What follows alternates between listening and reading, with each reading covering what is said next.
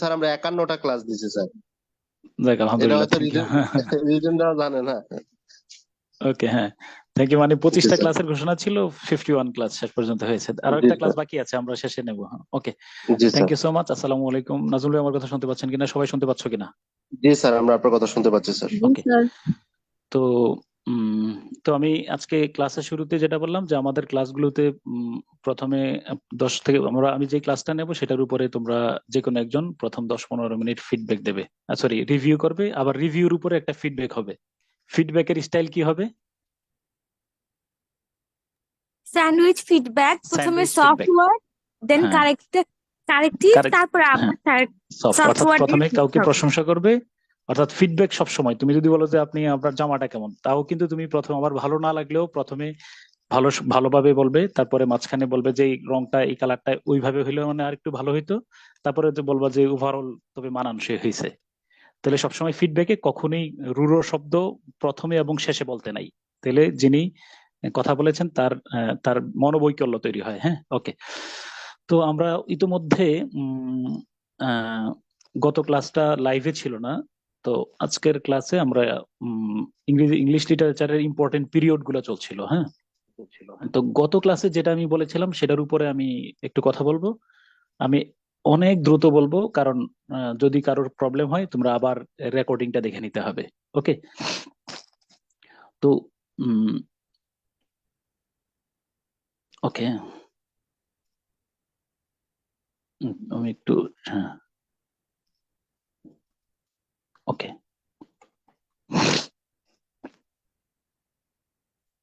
ওকে। তো প্রথমে দেখো, আমরা যে 8 important periods of English literature যে 8টা গুরুত্বপূর্ণ যুগ ছিল, সেগুলো আমি একটু তোমাদেরকে ধারণা দিতে চাই। তো প্রথমে আমরা বলেছিলাম ইংলিশ কিনা, ইংলিশ কি বলো, অ্যাংলো স্যাক্সন পিরিয়ড, তাই কিনা? অ্যাংলো স্যাক্সন পিরিয়ড কোনটা? 450 সাল থেকে কত সাল পর্যন্ত? 1066। 1066 সাল পর্যন্ত এই যুগটাকে আমরা বলেছি যে অ্যাংলো স্যাক্সন পিরিয়ড। কেন অ্যাংলো স্যাক্সন পিরিয়ড বললাম? কেন অ্যাংলো স্যাক্সন পিরিয়ড? জার্মানির অ্যাংলো কারণ এই সেক্সনরা সময়ে হচ্ছে জার্মান আক্রমণকে ইংল্যান্ড আক্রমণ করছিল। এরপর হলো হ্যাঁ, 450 থেকে 1066 পর্যন্ত 450 সাল ওখানে থেকে 1066 সাল শাসন পর্যন্ত করছে। এই যুগটাকে আমরা অ্যাংলো স্যাক্সন পিরিয়ড বললাম, কারণ আমরা স্পষ্টভাবে তোমাদেরকে ম্যাপে দেখিয়েছি 450 সালে আমাদের ইংরেজি সাহিত্যের যাত্রা শুরু। এই 450 সালে ইংল্যান্ডের, 30 সেকেন্ড ধরো আমি একটু শেয়ার করে নিচ্ছি, একটু 1 মিনিট অনেকে।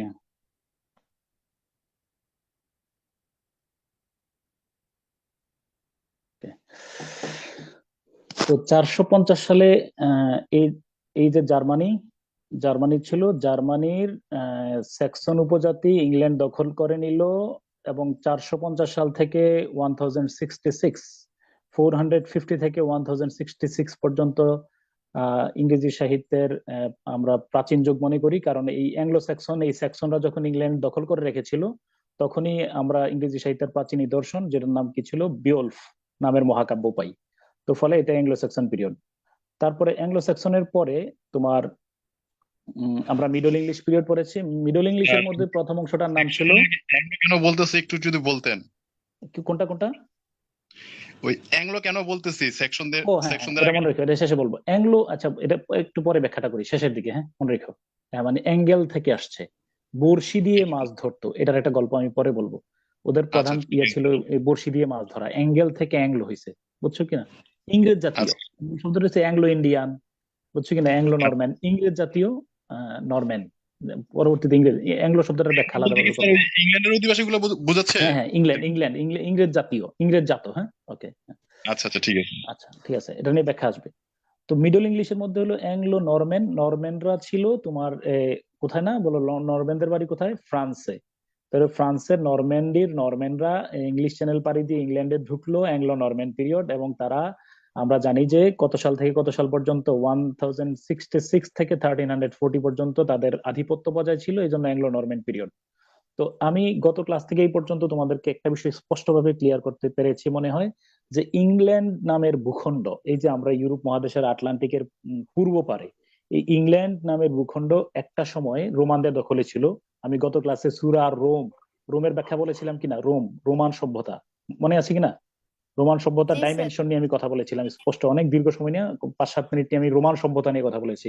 তো রোমানদের দখলে ছিল ইংল্যান্ডে যখন জুলিয়াস সিজার আসলেন, আসার পরে বললেন যে I came I saw I conquered, এলাম দেখলাম জয় করলাম।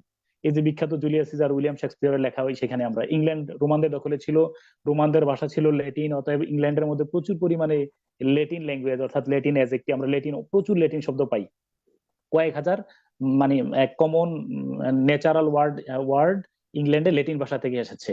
কারণ একটা সময় ইংল্যান্ড রোমানদের দখলে ছিল। তো রোমানদের কাছ থেকে 450 সালে পশ্চিম জার্মানির তোমার এই জার্মানরা দখল করলেন, এবং তারা দখলে রাখলেন 1066 পর্যন্ত। তো এটাই হয়ে গেল অ্যাংলো স্যাক্সন জার্মানির দখলে। তারপরে জার্মানির কাছ থেকে ইংল্যান্ডের যে দক্ষিণ দিকে ফ্রান্স আছে, ফ্রান্সের নরম্যানরা ইংল্যান্ড দখল করলেন। তারা 1066, এটাকে বলা হয় নরম্যান অ্যাটাক, এবং নরম্যান অ্যাটাকের মাধ্যমে তোমার 1340 পর্যন্ত তারা দখলে রাখলেন। তো এই 1340 সাল পর্যন্ত ইংল্যান্ড নামের ভূখণ্ড 3 জনের দখলে ছিল, অর্থাৎ প্রথমে ছিল রোমানদের দখলে, ফলে ইংল্যান্ডে প্রচুর পরিমাণে ল্যাটিন ভাষা পায় ইংরেজি ভাষায়। আর English is originally West Germanic language. এটা বলতে গেলে ওয়েস্ট জার্মানিক ল্যাঙ্গুয়েজ, কারণ ইংল্যান্ডের দীর্ঘ সময় ধরে ইংল্যান্ডে আধিপত্য ধরে রেখেছিল জার্মানির স্যাক্সনরা। তারপরে আবার ফরাসিরাও যখন আসলেন, they imposed French language and culture forcefully over the English people. Anglo Norman পিরিয়ডের মধ্যে একেবারে তারা জোর করে ইংরেজি ভাষা এবং সাহিত্য, ফরাসি ভাষা এবং সাহিত্য ইংরেজদের উপরে চাপিয়ে দেয়। ইংরেজিতে কথা বলা, ইংরেজি চর্চা করা একদম ছিল না বলেই চলে। ফলে 1340 সাল পর্যন্ত ইংরেজি সাহিত্যের আমরা কোনো তোমার উল্লেখযোগ্য কিছু রচনা বা গ্রন্থ, উল্লেখযোগ্য কোনো কিছু বা অরিজিনাল ইংরেজি ভাষায় খুঁজে পাই না। তারপরে আমরা বলেছিলাম এরপর একজন কবির নাম পেয়েছি, তার নাম হলো Chaucer, Geoffrey Chaucer. Chaucer is the father of English language, literature and modern poetry. আমরা যে এই যে the age of Chaucer, ABCDEFGH, এই হরফে যার লেখা আমরা প্রথমে পড়তে পারি তার নাম চসার, যিনি এই হরফে সাহিত্য লিখেছেন, যার সাহিত্য আমরা আজও পড়তে পারি। আমাদের ওনার লেখা বিখ্যাত ক্যান্টারবেরি টেলস বলে, আমরা ক্লাসে গল্পটা বলবো। ক্যান্টারবেরি টেলস নামের একটা বই আমরা মাস্টার্সে আছে, ইংলিশে লিটারেচারে এটা অনার্স মাস্টার্সে পড়ানো হয়। তো এই ক্যান্টারবেরি টেলস তার লেখা আজও আমরা পড়তে পারি, এই জন্য তাকে আমরা বলি ফাদার অফ ইংলিশ ল্যাঙ্গুয়েজ।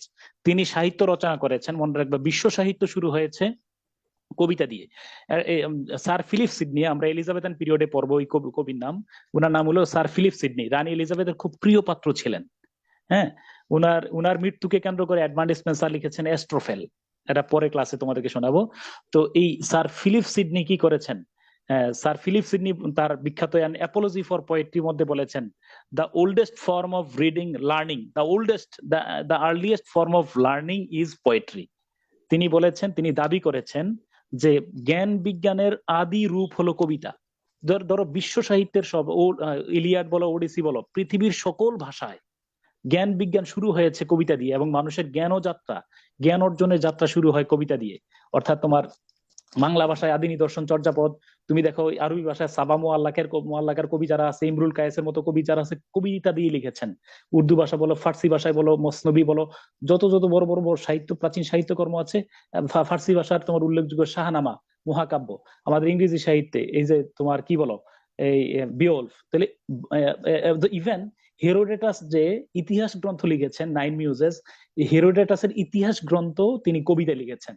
তাহলে মনে রাখবা যে জ্ঞান বিজ্ঞানের আদি ফর্মটা হলো কবিতা। তাহলে ইংরেজি সাহিত্যেরও আদি ফর্ম যেটা আমরা পাই, এটা হলো কি বলো, বিওলফ নামের একটা মহাকাব্য। তারপরে তোমার এই চসারের মাধ্যমে আমরা ইংরেজি সাহিত্যের যাত্রা, মানে মৌলিক যাত্রা পাই। তার ক্যান্টারবেরি টেলস বিখ্যাত রচক গ্রন্থ, আমরা 17,000 পংক্তি সম্বলিত ক্যান্টারবেরি টেলস নিয়ে ধারণা নেব।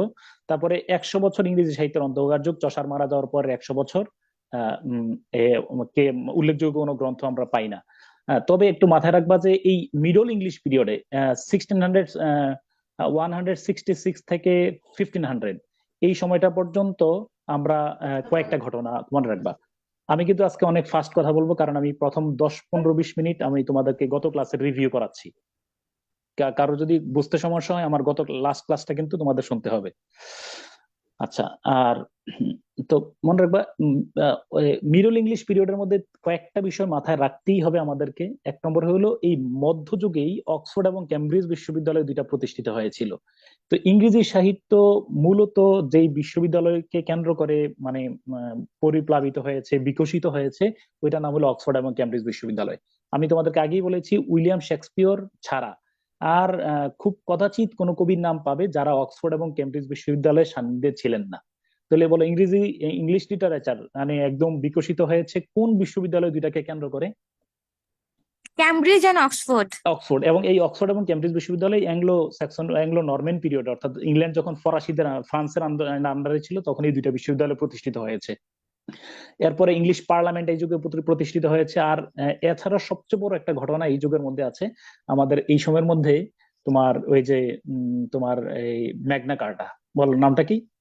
ম্যাগনা কার্টা 1215 সালের 15ই June, a great charter which limited the power of monarch. আমি একটু আগেও ক্লাসে বলেছিলাম, আগে বলা হতো king can do no wrong, রাজা কোনো কি করতে পারেন না, বলো ভুল করেন না। A king can not make a man, woman can not make woman man, রাজা নারীকে পুরুষকে নারী বানাতে পারেন না, এছাড়া তার সকল ক্ষমতা আছে। তো এই ধরনের এই রাজাধিরাজ রাজার যে ক্ষমতা ছিল, তৎকালীন সময় ছিলেন ইংল্যান্ডের রাজার নাম ছিল কিং জন। তোমরা এই শীটে পাইবা কিন্তু এগুলা। কিং জন নামের রাজাকে তৎকালীন সময়ের যে স্কয়ার বা জমিদাররা ছিলেন তারা ওই রাজাকে নিয়ে রানীমেড নামের একটা দ্বীপে নিয়ে গিয়েছিলেন। সেইখানে নেয়ার পরে তোমার কি এই অনেকগুলা চুক্তিতে তাকে স্বাক্ষর করাতে বাধ্য করলেন। এটাকে বলা হয় ইংরেজ জাতির মুক্তির সনদ। তোমার ইংল্যান্ডের শাসনতন্ত্রের বাইবেল। এটার মধ্যে রাজার ক্ষমতাকে সংকুচিত করা হয় এবং সাধারণ মানুষের অধিকারকে কি বলো মানে স্বীকৃতি দেওয়া হয়। এটার নামই হলো কি বলো, ম্যাগনা কার্টা। যেমন বাঙালি জাতির ম্যাগনা কার্টা কোনটাকে আমরা বলি? 6 দফা। 6 দফা। হ্যাঁ, ওকে, ঠিক আছে। 6 দফার 6টা দফা এনিওয়ান কেউ বলতে পারবা কিনা? 6 দফার 6টা দফা। জি স্যার। হ্যাঁ, বলো প্রথমটা কি? প্রাদেশিক স্বায়ত্তশাসন। না, আসলে প্রাদেশিক স্বায়ত্তশাসন কথাটা আংশিক। এটা হলো পাকিস্তান রাষ্ট্রের প্রকৃতিটা কেমন হবে, ওই তোমাদেরকে একটা সংক্ষেপে একটা ক্লু দিয়ে রাখি, মনে রাখবা পাপ মুক্ত ভাষা। একজন বলো। পাপ মুক্ত ভাষা। হ্যাঁ, পাতে মনে রাখবা যে পাকিস্তান রাষ্ট্রের প্রকৃতি মানে সংখ্যাধিক্যের ভোটাধিকারের ভিত্তিতে, ভোটের ভিত্তিতে, ওই কথাটা আর কি। তারপরে দ্বিতীয় পণ হলো পররাষ্ট্র প্রতিরক্ষা। পররাষ্ট্র প্রতিরক্ষা কেমন হবে, হ্যাঁ, সেন্ট্রাল গভর্নমেন্টের অধীনে থাকবে। এরপরে মুতে হলো মরশুকারতে হলো মুদ্রা সংক্রান্ত ক্ষমতা, সহজে বিনিময়যোগ্য, আলাদা আলাদা অথবা সহজে বিনিময়যোগ্য। তারপরে কর, হ্যাঁ, কতে হলো কর উত্তোলন ক্ষমতা, আপনারা আপনাদের কর উত্তোলন করবেন, আমরা আমাদের এই অঞ্চলের কর আমরা উত্তোলন করব। বাতে হলো বাণিজ্য, হ্যাঁ, মানে আঞ্চলিকভাবে আমরা বাণিজ্য করতে পারবো। আর সাথে হলো আধা সামরিক বাহিনী বা প্যারামিলিশিয়া। পাপ মুক্ত ভাষা তুমি দেখে নিও, এটা খুব ভাইটাল একটা প্রশ্ন রিটেন পরীক্ষার জন্য বা ভাইবার জন্য। আমি যখন 31তম ভাইবা দিই তখন স্যার আমাদের একজন জিজ্ঞেস করছিল যে মেনশন 6 পয়েন্টস। ফার্স্ট কোশ্চেনে ছিল যে 6 দফা মানে 6 পয়েন্টস গুলা বলো। তো সে 6 পয়েন্ট কি এটা ধরতে পারেনি, বললো যে সরি স্যার। স্যার আবার বললেন যে হাসিনুর রহমান স্যার বললো যে মেনশন 6 পয়েন্টস। তো সরি বলার পরে স্যার খেপে গেছেন, বললো যে গেট আউট। তো মনে রাখবে কিছু কিছু সেন্সিটিভ ইস্যু থাকে, মুক্তিযুদ্ধ, সংবিধান, এগুলোর উপরে আমাদের কোনো আমাদের জানার ত্রুটি, এগুলো আমার বিসিএস ক্যান্ডিডেট একজন প্রার্থী হিসাবে আমার একটা বড় ড্রব্যাক, শর্টকামিং। তোমরা মুক্তিযুদ্ধ এবং সংবিধানের উপরে নিজেকে একজন এক্সপার্ট দাবি করবে, এটা আমার একটা পরামর্শ রইল। তো হাওয়েভার এই মধ্যযুগের মধ্যে আমি তোমাদেরকে যে কয়েকটা কথা বললাম সেটা কি তোমার মধ্যযুগের মধ্যে অক্সফোর্ড বিশ্ববিদ্যালয় আর কেমব্রিজ বিশ্ববিদ্যালয় তৈরি এবং ম্যাগনা কার্টাটা একটা গুরুত্বপূর্ণ ঘটনা। তারপরে আমরা চলে যাব এই রেনেসা। তো রেনেসা সম্পর্কে আমি গত ক্লাসে তোমাদেরকে যেটা বলেছি, রেনেসা 1550 থেকে 60, আমি একবার তোমাদের রিড আউট করাচ্ছি।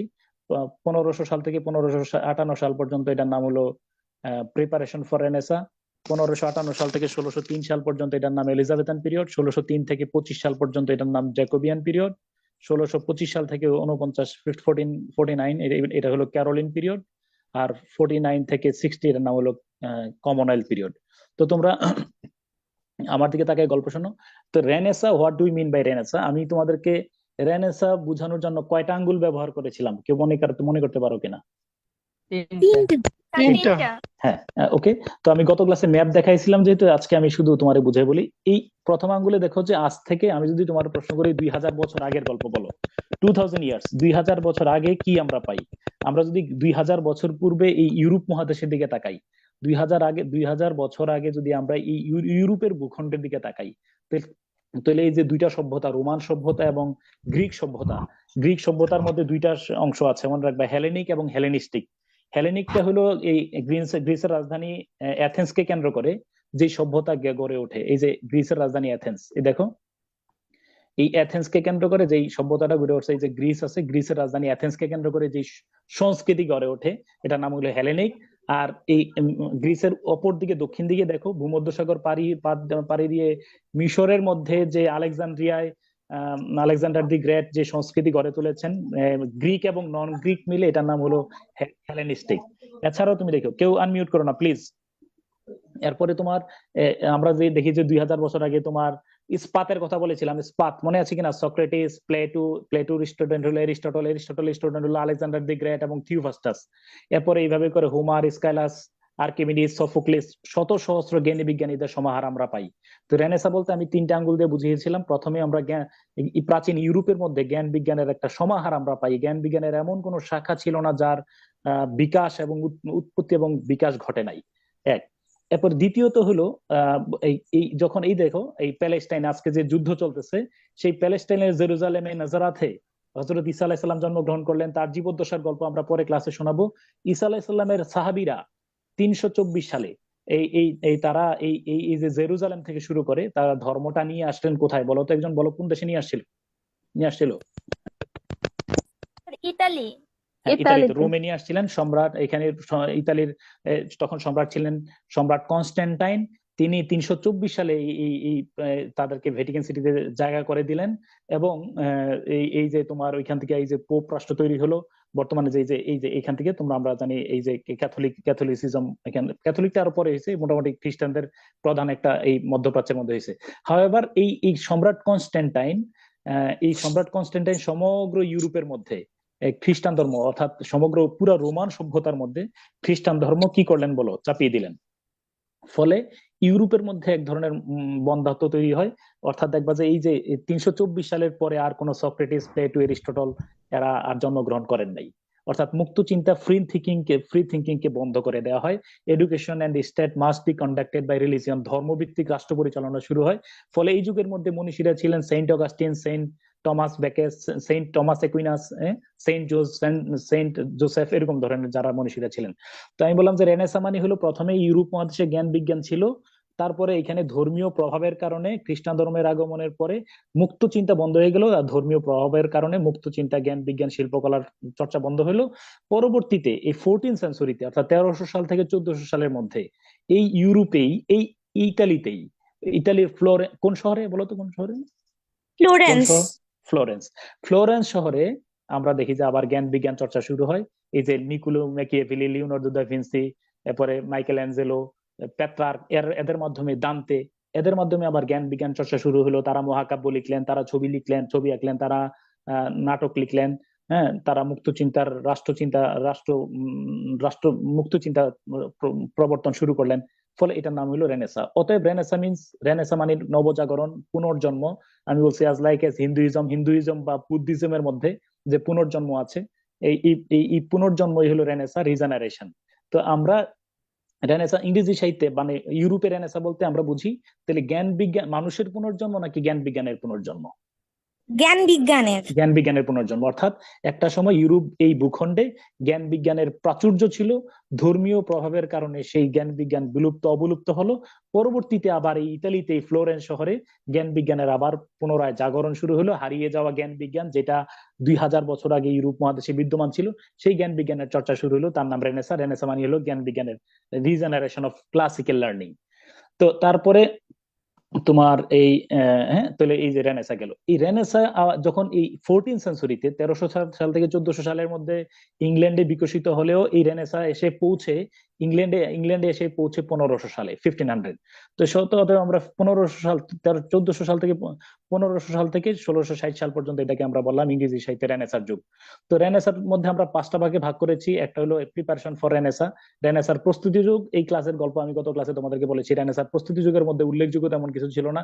রানী এলিজাবেথের বাবা একটা অপদার্থ ছিল। রানী এলিজাবেথের বাবার নাম অষ্টম হেনরি। বিয়ে করছেন 6টা। বহুত কীর্তি কাহিনী, আমি ক্লাসে আগেও বলছি, পরে আবার বলবো।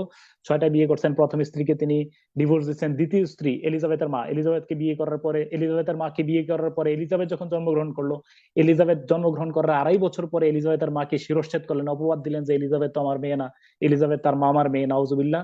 এই কথা বললাম। মামা এবং তার মাকে, অর্থাৎ এলিজাবেথের মামা এবং মামাকে একসাথে শিরশ্ছেদ করা হয়। এলিজাবেথ নিজ গৃহে, নিজ ভূমিতে পরবাসী হয়ে গেলেন। তিনি অবৈধ সন্তান হিসেবে বড় লালিত পালিত হলেন। তো পরবর্তীতে আমরা দেখি যে 1558 সাল থেকে 1558 সাল পর্যন্ত এই সময়ের মধ্যে রানী এলিজাবেথ এর বড় ভাই একজন ছিল, তিনি ক্ষমতায় আসছেন। 16 বছর বয়সে মারা গেছেন। এডওয়ার্ড মারা গেলেন। এডওয়ার্ড ছিল তার ভাইয়ের নাম, সৎ ভাইয়ের নাম। তারপরে মেরি তার সৎ বোন ছিল, তিনিও মারা গেলেন 1558 সালে। 1558 সালে ইংল্যান্ডের মধ্যে আর কোন রাজা আমরা আর কোনো কাউকে খুঁজে পাই না রাজ পরিবারে, অর্থাৎ টিউডর ডাইনেস্টি। রানী এলিজাবেথের রাজবংশ ছিল টিউডর। বলো কোন বংশ? কোন বংশ? টিউডর রাজবংশে আর কোনো কাউকে আমরা খুঁজে পাই না। তো এই হ্যাঁ, তো এই রানী এলিজাবেথ আসলেন।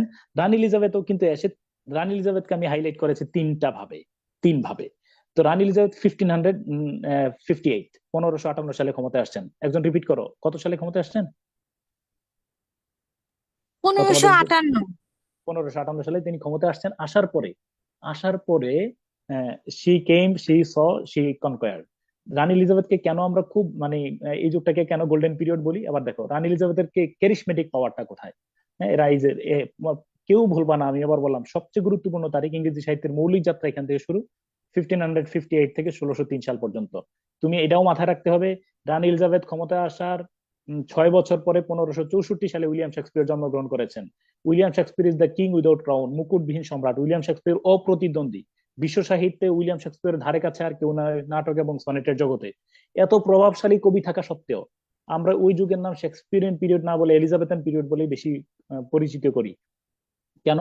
কারণ রানী এলিজাবেথ না থাকলে William Shakespeare, Christopher Marlowe, Thomas kit, Francis Bacon, Edmund Spencer কেউই হয়তো বিকশিত হতে পারতেন না। রানী এলিজাবেথ তাদেরকে প্যাট্রোনাইজ করেছেন। অতএব আমরা রানী এলিজাবেথকে 3 ভাবে গ্লোরিফাই করতে পারি, 3টা পার্টে।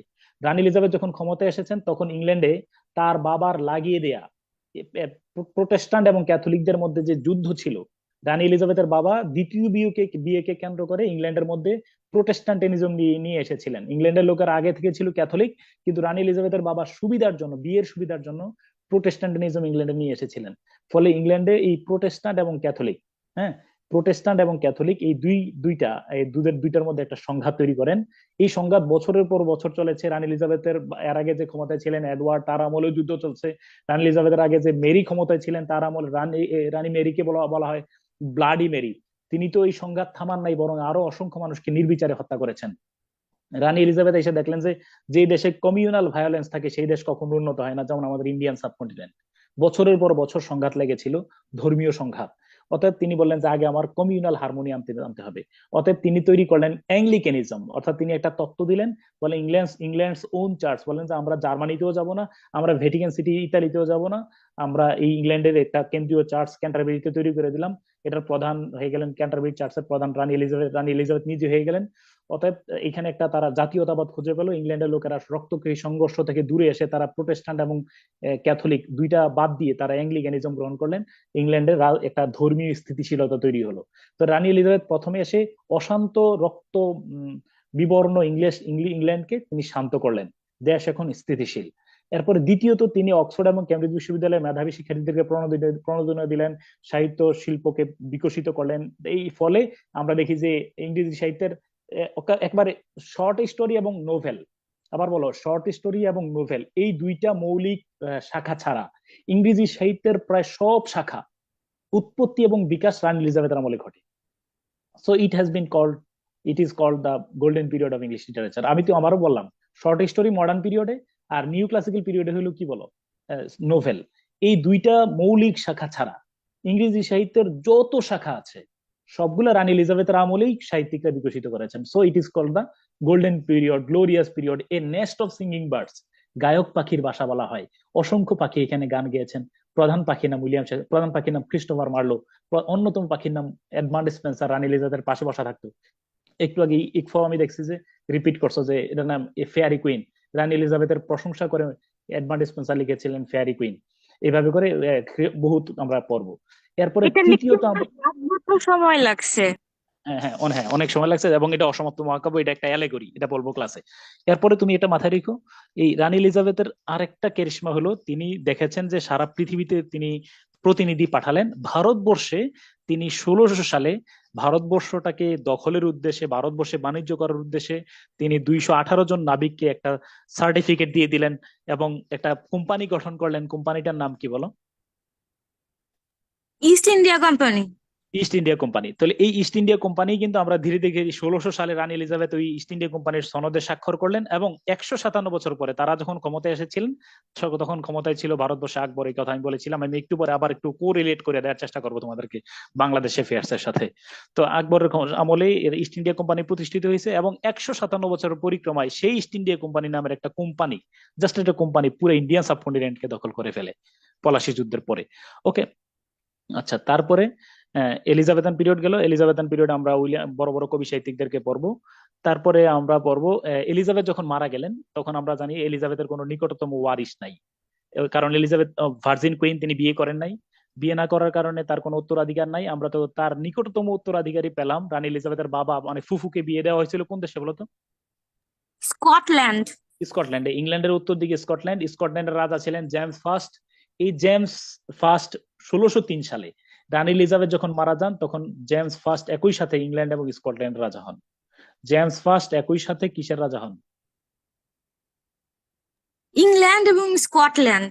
স্কটল্যান্ডের রাজা হন। হ্যাঁ, ফলে এই যে তিনি দুই দেশের এক রাজা হইলেন। জেমসকে ল্যাটিন ভাষায় বলা হয় জ্যাকব, অতএব এই যুগটাকে বলা হয় জ্যাকোবিয়ান পিরিয়ড। এই যুগের মধ্যে আমরা পাবো জন ডান। জন ডানের কথা তোমাদেরকে বলেছিলাম গত ক্লাসেও, যে বিশ্বকবি রবীন্দ্রনাথ ঠাকুর যার কবিতা অনুবাদ করেছেন, যার কবিতা দ্বারা প্রভাবিত হয়েছেন, বিশ্বকবি রবীন্দ্রনাথ ঠাকুর তার শেষের কবিতায় জন ডানকে নিয়ে এসেছেন, for God's sake hold you tongue and let me love, দোহাই তোদের একটুকু চুপ চুপ কর, ভালোবাসিবার দে মোরে অবসর। John Donne, Andrew Marvell, Henry Vaughan, Abraham Cowley, এরকম বড় বড় কবিদেরকে আমরা পাবো, এবং এটা হলো জ্যাকোবিয়ান পিরিয়ডে। তারপরে জ্যাকোবিয়ান রাজা জেমস 1625 সালে মারা গেলেন। রাজা জেমস, এই যে জেমস 1603 সালে ক্ষমতা এসেছেন, 25 সালে মারা গেছেন। তার মৃত্যুর পরে তার ছেলে ক্ষমতা আসলো 1625 থেকে 1679। এই সময়ের মধ্যে তোমার তার পুত্র, জেমসের পুত্র চার্লস দ্য ফার্স্ট, তিনি ক্ষমতায় আসলেন। তিনি যখন ক্ষমতায় আসেন, তখন ইংল্যান্ডের মধ্যে পার্লামেন্ট পন্থী এবং ক্যাভালিয়ার হলো পার্লামেন্ট রাজতন্ত্রের পন্থী, আর তোমার এই রাউন্ড হেড হলো পার্লামেন্ট পন্থী, অর্থাৎ রাজতন্ত্রের পক্ষ এবং পার্লামেন্টের পক্ষ, এই দুই দলে বিভক্ত হয়ে ইংল্যান্ডে আবার একটা সিভিল ওয়ার শুরু হইলো। এই গৃহযুদ্ধে রাজা চার্লসকে শিরশ্ছেদ করা হয়। তার বিরুদ্ধে অভিযোগ আনা হয় যে তিনি সাধারণ মানুষকে একেবারে তুচ্ছ কারণে মৃত্যুদণ্ড দিয়েছেন। তার বিরুদ্ধে বিদ্রোহ করে রাজা চার্লসকে প্রকাশ্যে শিরশ্ছেদ করা হয়। তাহলে ইট ওয়াজ দ্য 1649, 1649 সালে রাজা চার্লসকে যখন শিরশ্ছেদ করা হয়, তখন ইংল্যান্ডে আর কেউ ছিলেন না, রাজ দরবারে বাতি জ্বালানোর মতো কেউ ছিলেন না। তার পুত্র চার্লস দ্য সেকেন্ড কোন দেশে পালিয়ে আত্মরক্ষা করেছিলেন? স্যার ইতালি না? নো নো, দক্ষিণ দিকে। ইংল্যান্ডের দক্ষিণে কোন দিকে? কোথায় বলো? ফ্রান্সে। ফ্রান্সের রাজধানী প্যারিসে পালিয়ে আত্মরক্ষা করেছেন, হ্যাঁ, চার্লস দ্য সেকেন্ড। ওকে, ডান। তো এই হ্যাঁ, পরবর্তীতে যে 11 ইয়ার্স, হ্যাঁ 11 বছর, আমরা দেখি যে এই 11 বছর ইংল্যান্ডের মধ্যে কোনো রাজা ছিলেন না। এটার নাম হলো কমনওয়েলথ পিরিয়ড। হ্যাঁ, বুঝছো কিনা? এইখানে অলিভার ক্রমওয়েল এবং রিচার্ড ক্রমওয়েল নামের দুজন শাসক ছিলেন। অলিভার ক্রমওয়েল ছিলেন পার্লামেন্ট পন্থীদের নেতা। তিনি ক্ষমতায় এসেছেন। তিনি 1658 সালে মৃত্যুবরণ করার পরে মাত্র 2 বছর তার ছেলের নাম ছিল রিচার্ড ক্রমওয়েল ক্ষমতায় ছিলেন। This is the 5 shorter periods of Renaissance. রেনেসার 5টা শর্টার পিরিয়ড। প্রথম অংশটার নাম প্রিপারেশন ফর রেনেসা, দ্বিতীয় অংশটার নাম হলো এলিজাবেথান পিরিয়ড 1558 সাল থেকে 1603 সাল পর্যন্ত। এটা ভোলা যাবেই না। এরপর রেস্ট জ্যাকোবিয়ান পিরিয়ড 1603, 1603 সাল থেকে 1625 সাল পর্যন্ত এটার নাম জ্যাকোবিয়ান পিরিয়ড, এবং 1625 সাল থেকে 1649 1649 এটার নাম হলো ক্যারোলিন পিরিয়ড, এবং 1649 থেকে 1660 এটার নাম হলো কমনওয়েলথ পিরিয়ড। আমি যদি অনেক দ্রুত কথা বলছি কারণ আমি রিপিট করছি। গত ক্লাসের আমি একটা সিনোপসিস বলার চেষ্টা করেছি, তোমরা কি আমার কথা বুঝতে পেরেছো কিনা, এ পর্যন্ত শুনতে পেরেছো কিনা, ক্লিয়ার? জি স্যার। ওকে, অন্য দুই একজন আরো বলো, কথা কি আমার ক্লিয়ার? জি স্যার জি স্যার। আমরা কিন্তু এই শুনতে পর্যন্ত পাচ্ছি। গত ক্লাসে আমি স্যার। বলেছি, আবার একটু রিভিউ করলাম তোমাদেরকে। এরপরে আবার একটু শোনো, একটু কথা শোনো। হ্যাঁ, এবার মিউট করে ফেলো। এবার একটু কথা শোনো। এবার তোমরা বলবা যে আমি বলছি যে ইউ আর বিসিএস ক্যান্ডিডেট, মনে রাখবা তথ্য দিয়ে তথ্য ধারণ করার চেষ্টা করবা। ইংরেজি সাহিত্যে আমরা একদম পুরা অ্যাংলো ওই যে রোমান সভ্যতা থেকে আমরা আধুনিক যুগ পর্যন্ত জর্জ বার্নার্ড শো পর্যন্ত পড়লাম, ধারাবাহিকভাবে আসবো। ঠিক বাংলা সাহিত্যেও তুমি একসাথে বাংলা লিটারেচারটা, বাংলাদেশ অ্যাফেয়ার্স এর ঘটনাটা একদম চন্দ্রগুপ্ত মৌর্য থেকে শুরু করে তুমি ধরো এই যে মিডল ইংলিশ পিরিয়ডের কথা যদি মনে রাখো, মিডল ইংলিশ পিরিয়ডে আমরা যখন ওই যে ইংল্যান্ডে যখন ম্যাগনা কার্টা প্রতিষ্ঠা হয়, তারই সমসাময়িক সময়ে ভারতবর্ষে ইখতিয়ার উদ্দিন মোহাম্মদ বিন বখতিয়ার খলজি ভারতবর্ষে আসছেন কিনা বলো, বাংলায় আসছেন কিনা? জি স্যার। 1204 সাল থেকে। স্যার। তারপরে হ্যাঁ খলজি বংশ প্রতিষ্ঠা হইলো, এর মধ্যে এই যে লোদি বংশ, দিল্লি সালতানাত, এরপরে দাস বংশ, এইভাবে করে তোমার লোদি বংশ আসলো। সর্বশেষ লোদির নাম কি ছিল কেউ বলতে পারবা? সর্বশেষ লোদি, লোদি বংশের ইব্রাহিম লোদি। এই যে দেখো, তুমি দেখো আমি এখন তোমার রিলেট করছি। এই যে ইংল্যান্ডে যখন প্রিপারেশন ফর রেনেসা 1500 সাল থেকে 1558 সাল পর্যন্ত, এই সময়ের মধ্যে ভারতবর্ষের কথা যদি আমরা চিন্তা করি, ওই যে 1204 সালে ইখতিয়ার উদ্দিন মোহাম্মদ বিন বখতিয়ার খলজি আসছেন, এর ধারাবাহিকতা খলজি বংশ, দাস বংশ, দিল্লি সালতানাত, এভাবে করে লোদি বংশে আসো। সর্বশেষ লোদির নাম হলো ইব্রাহিম লোদি। ইব্রাহিম লোদির সাথে যুক্ত হয় 1526 সালে বাবরের। এই দেখো আমি রেনেসা প্রিপারেশন ফর রেনেসার সাথে মিলে দিচ্ছি। বলো সর্বশেষ কার সাথে কার যুদ্ধ হয় বলো তো? ইব্রাহিম লোদির সাথে কার যুদ্ধ হয় বলো একটু? বাবরের সাথে যুদ্ধ হয়। Thank you so much. আমি মিউট করে দিলাম সবাই একজন ছাড়া। তো এই বাবরের সাথে যুদ্ধ হয়, এরপরে বাবর এই ইব্রাহিম লোদিকে পরাজিত করে ক্ষমতায় আসেন, ঠিক আছে কিনা? এই মুঘল সাম্রাজ্য প্রতিষ্ঠা হয়। এটা পানিপথের প্রথম যুদ্ধ 1526 সাল। তিনি আসলেন, আসার পরে 1530 সালে তিনি মারা গেলেন। তার মৃত্যু নিয়ে বাবুরের নিয়ে একটা কবিতা আছে, কিন্তু বাবর চাইছিলেন যে আমার আল্লাহ, তার অনেক জ্বর হয়েছিল, পরে বললেন যে আল্লাহ আমার পুত্র হুমায়ুনকে বাঁচায় রাখেন, বাবর মারা গেছে, হুমায়ুন রয়ে গেছে, কিংবদন্তি। 1530 সালে ক্ষমতায় আসছেন এবং 1556 সালে তিনি মৃত্যুবরণ করেন। এই হলো বাবরের ছেলে হুমায়ুন। তা আমরা পুরাটাই অ্যাংলো তোমার এই যে প্রিপারেশন ফর রেনেসা। তো প্রিপারেশন ফর রেনেসায় রানী এলিজাবেথের বাবা, সৎ ভাই, সৎ বোনরা ক্ষমতায় ছিল একদিকে। আমরা যদি ভারতবর্ষের কথা চিন্তা করি, সেখানে বাবর 1556 সালে 1526 সালে বাবর পানিপথের প্রথম যুদ্ধে ইব্রাহিম লোদিকে পরাজিত করে ক্ষমতায় আসেন। তারপরে তিনি 1530 সাল পর্যন্ত ক্ষমতায় ছিলেন। তার ছেলে হুমায়ুন আসলে, হুমায়ুন 1530 সাল থেকে 1556 সাল পর্যন্ত ছিল। এর মধ্যে আবার মনে রাখা দরকার যে হুমায়ুন আবার একটু দৌড়ানি খেয়েছিলেন। কার দৌড়ানি খেয়েছিলেন কি বলতে পারবে কিনা দেখি তো, আমি কথা বলার সুযোগ করে দিই। এনিওয়ান বলো, কার তারা খেয়েছিলেন? Thank you so much. Sher Shah. এরপরে এই যে শেরশাহ হিসাব, আবার শেরশাহ মাঝখানে থেকে ভালো কাজ করেছে। গ্র্যান্ড ট্রাঙ্ক রোড, সড়কি আজম, একদম পুরা চিটাগং থেকে কাবুল পর্যন্ত যাওয়ার রাস্তা তৈরি করছেন। তারপরে তোমার নারায়ণগঞ্জ থেকে পরবর্তীতে মানে এক্সটেন্ড করা হয়েছে, মনে রাখবা, পরবর্তী এক্সটেন্ড করে চট্টগ্রাম থেকে কাবুল পর্যন্ত। তারপরে তোমার কি তারপরে কি বললাম না, এই যে ঘোড়ার ডাক, কবুলিয়তু পাট্টা, এগুলো অনেক কিছু করছেন। 1526 সালে ঘোড়া থেকে পইরা তিনি মারা গেলেন। 56 সালে পানিপথের দ্বিতীয় যুদ্ধে, বলো কত যুদ্ধে? পানিপথের দ্বিতীয় যুদ্ধে আফগান নেতা হিমুকে পরাজিত করার মাধ্যমে বৈরাম খানের সহযোগিতায় সম্রাট আকবর ক্ষমতায় আসেন, তাই কিনা বলো? 1556 সালে আকবর ক্ষমতায় আসছেন, তিনি মৃত্যুবরণ করেছেন 1605 সালে। তাহলে কত বছর ক্ষমতায় ছিলেন? প্রায় 49 ইয়ার্স। তাহলে একটু খেয়াল করে দেখো, ইংরেজি সাহিত্যে মিলাও। এই দেখো, তো আকবর যখন ক্ষমতায় আসেন তার 2 বছর পরে রানী এলিজাবেথ ক্ষমতায় আসছেন, এবং রানী এলিজাবেথ আকবর মারা যাওয়ার 2 বছর আগে মারা গেছেন। আমি আবার বলে রাখি, আমি তোমাদেরকে যেহেতু আমি লিটারেচার পড়াচ্ছি বিসিএস ক্যান্ডিডেটদেরকে, সেজন্য আমি যে কাজটা করবো তোমাদেরকে ক্লাসে একটু দেখাই। এই দেখো, আমি যখন এলিজাবেথান পিরিয়ড পড়াবো, এই দেখো তোমার এলিজাবেথান পিরিয়ড ধরো, আমি একদম প্রত্যেকের সাথে একটু কোরিলেট করার চেষ্টা করতেছি। হ্যাঁ, এই দেখো, এলিজাবেথান ধরো। এই যে দেখো, আমি একদম পুরো স্পষ্ট, আমি তোমরা এই যে অল্প শুনতেছো, আমি দেখি এই সম্রাট আকবর, এই যে দেখো, এই যে দেখো, এই পুরো 1556 সালে পানিপথ দ্বিতীয় যুদ্ধে আফগানরা হিমুকে পরাজিত করার মাধ্যমে সম্রাট আকবর ক্ষমতায় আসেন, স্পষ্ট সব দেয়া আছে। এবং আকবর যখন ক্ষমতায় ছিলেন তখন ইংল্যান্ডের ক্ষমতায় ছিলেন কে বলো? এলিজাবেথ। এইভাবে করে এরপর দেখো, হ্যাঁ এই দেখো 15। এরপর তোমার আমি দেখি, আমি যা বলতেছি তুমি শুধু পরবর্তীতে এই শীট গুলো পড়লেই চলবে, সব শীটে লেখা আছে।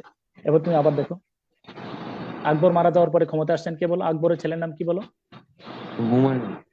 হ্যাঁ, হুমায়ুন। আকবরের ছেলের নাম জাহাঙ্গীর হুমায়ুন, স্যার। বাপু আকবরের বাপু হুমায়ুন, ছেলে হুমায়ুন, তাই না? খুশি? জাহাঙ্গীর জাহাঙ্গীর স্যার। জাহাঙ্গীর। জাহাঙ্গীর। এই যে দেখো জাহাঙ্গীর, এই যে দেখো, আমি তোমার রিলেট আর কিভাবে এত সহজ তো আর করতে পারি না, এর চেয়ে সহজ। এই যে দেখো, সম্রাট জাহাঙ্গীর ক্ষমতায় আসেন 1505 সাল থেকে 1527 সাল পর্যন্ত।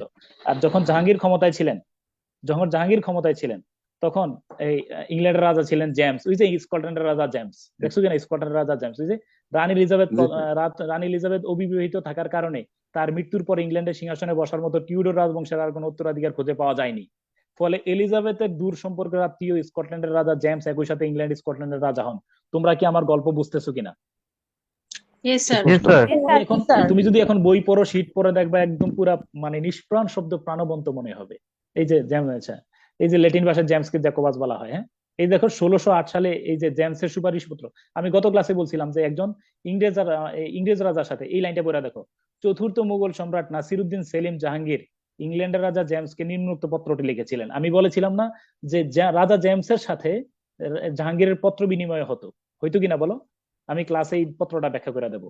সম্রাট জাহাঙ্গীর রাজা জেমসের কাছে পত্রে কি বলেছিলেন। তাহলে রানী এলিজাবেথের পরে খেয়াল রাখো, রানী এলিজাবেথের আমলে, আমার দিকে তাকায় থাকো, রানী এলিজাবেথের বাবার আমলে, যেটা প্রিপারেশন ফর রেনেস আমরা বলি, সেই সময় আমরা পানিপথের প্রথম যুদ্ধ পাইলাম, বাবরকে পাইলাম, হুমায়ুনকে পাইলাম, শেরশাহকে পেলাম, তাই কিনা বলো?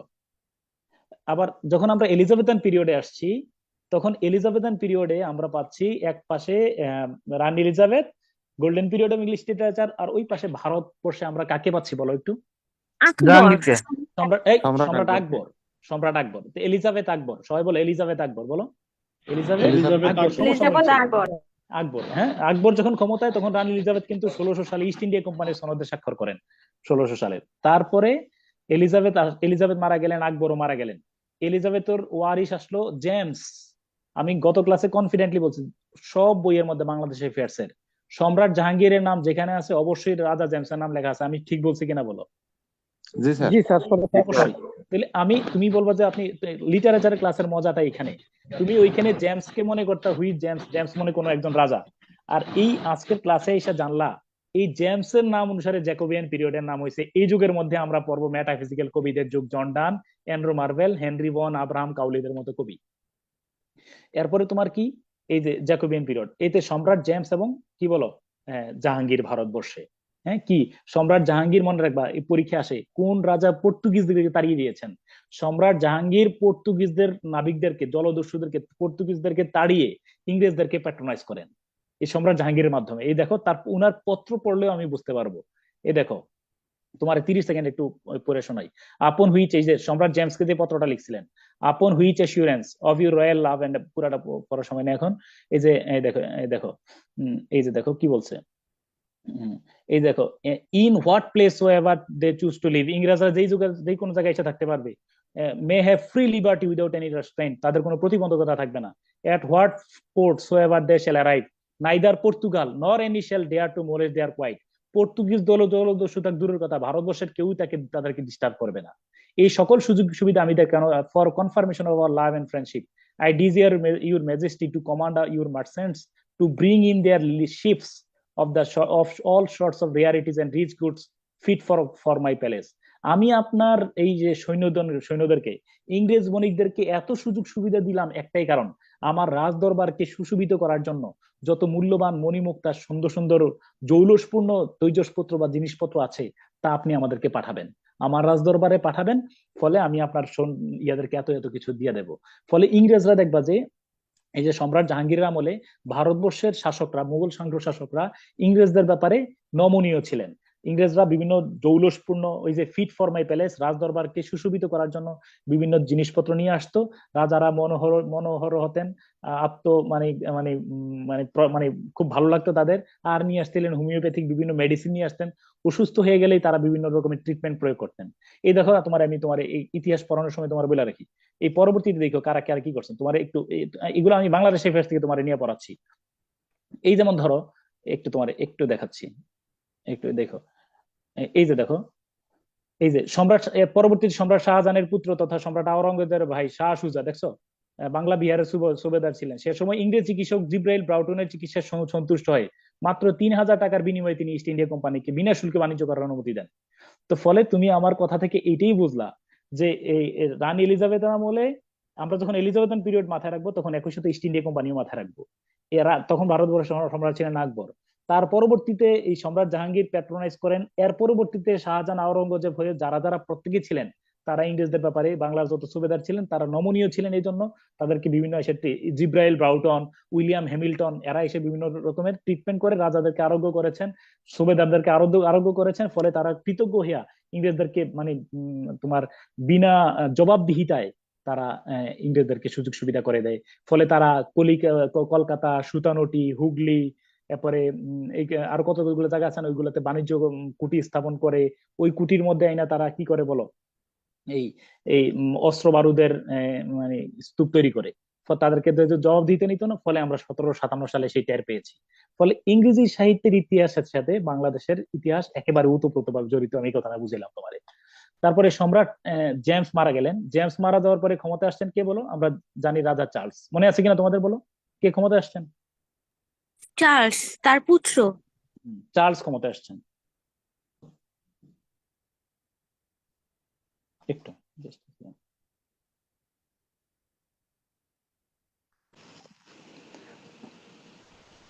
আমার কথা শুনতে পাচ্ছ কিনা একটু বলো তো। জি স্যার। ওকে, চার্লস ক্ষমতা আসছেন। আসার পরে চার্লস যখন ক্ষমতা আসছেন তখন ভারতবর্ষের ক্ষমতায় ছিল সম্রাট শাহজাহান, প্রিন্স অফ বিল্ডার্স। কে ছিল বলো? সম্রাট শাহজাহান।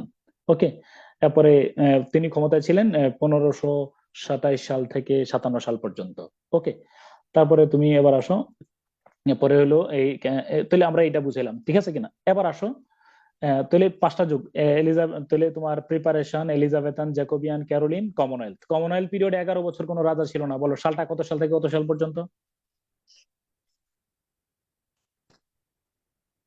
1649 থেকে 1660।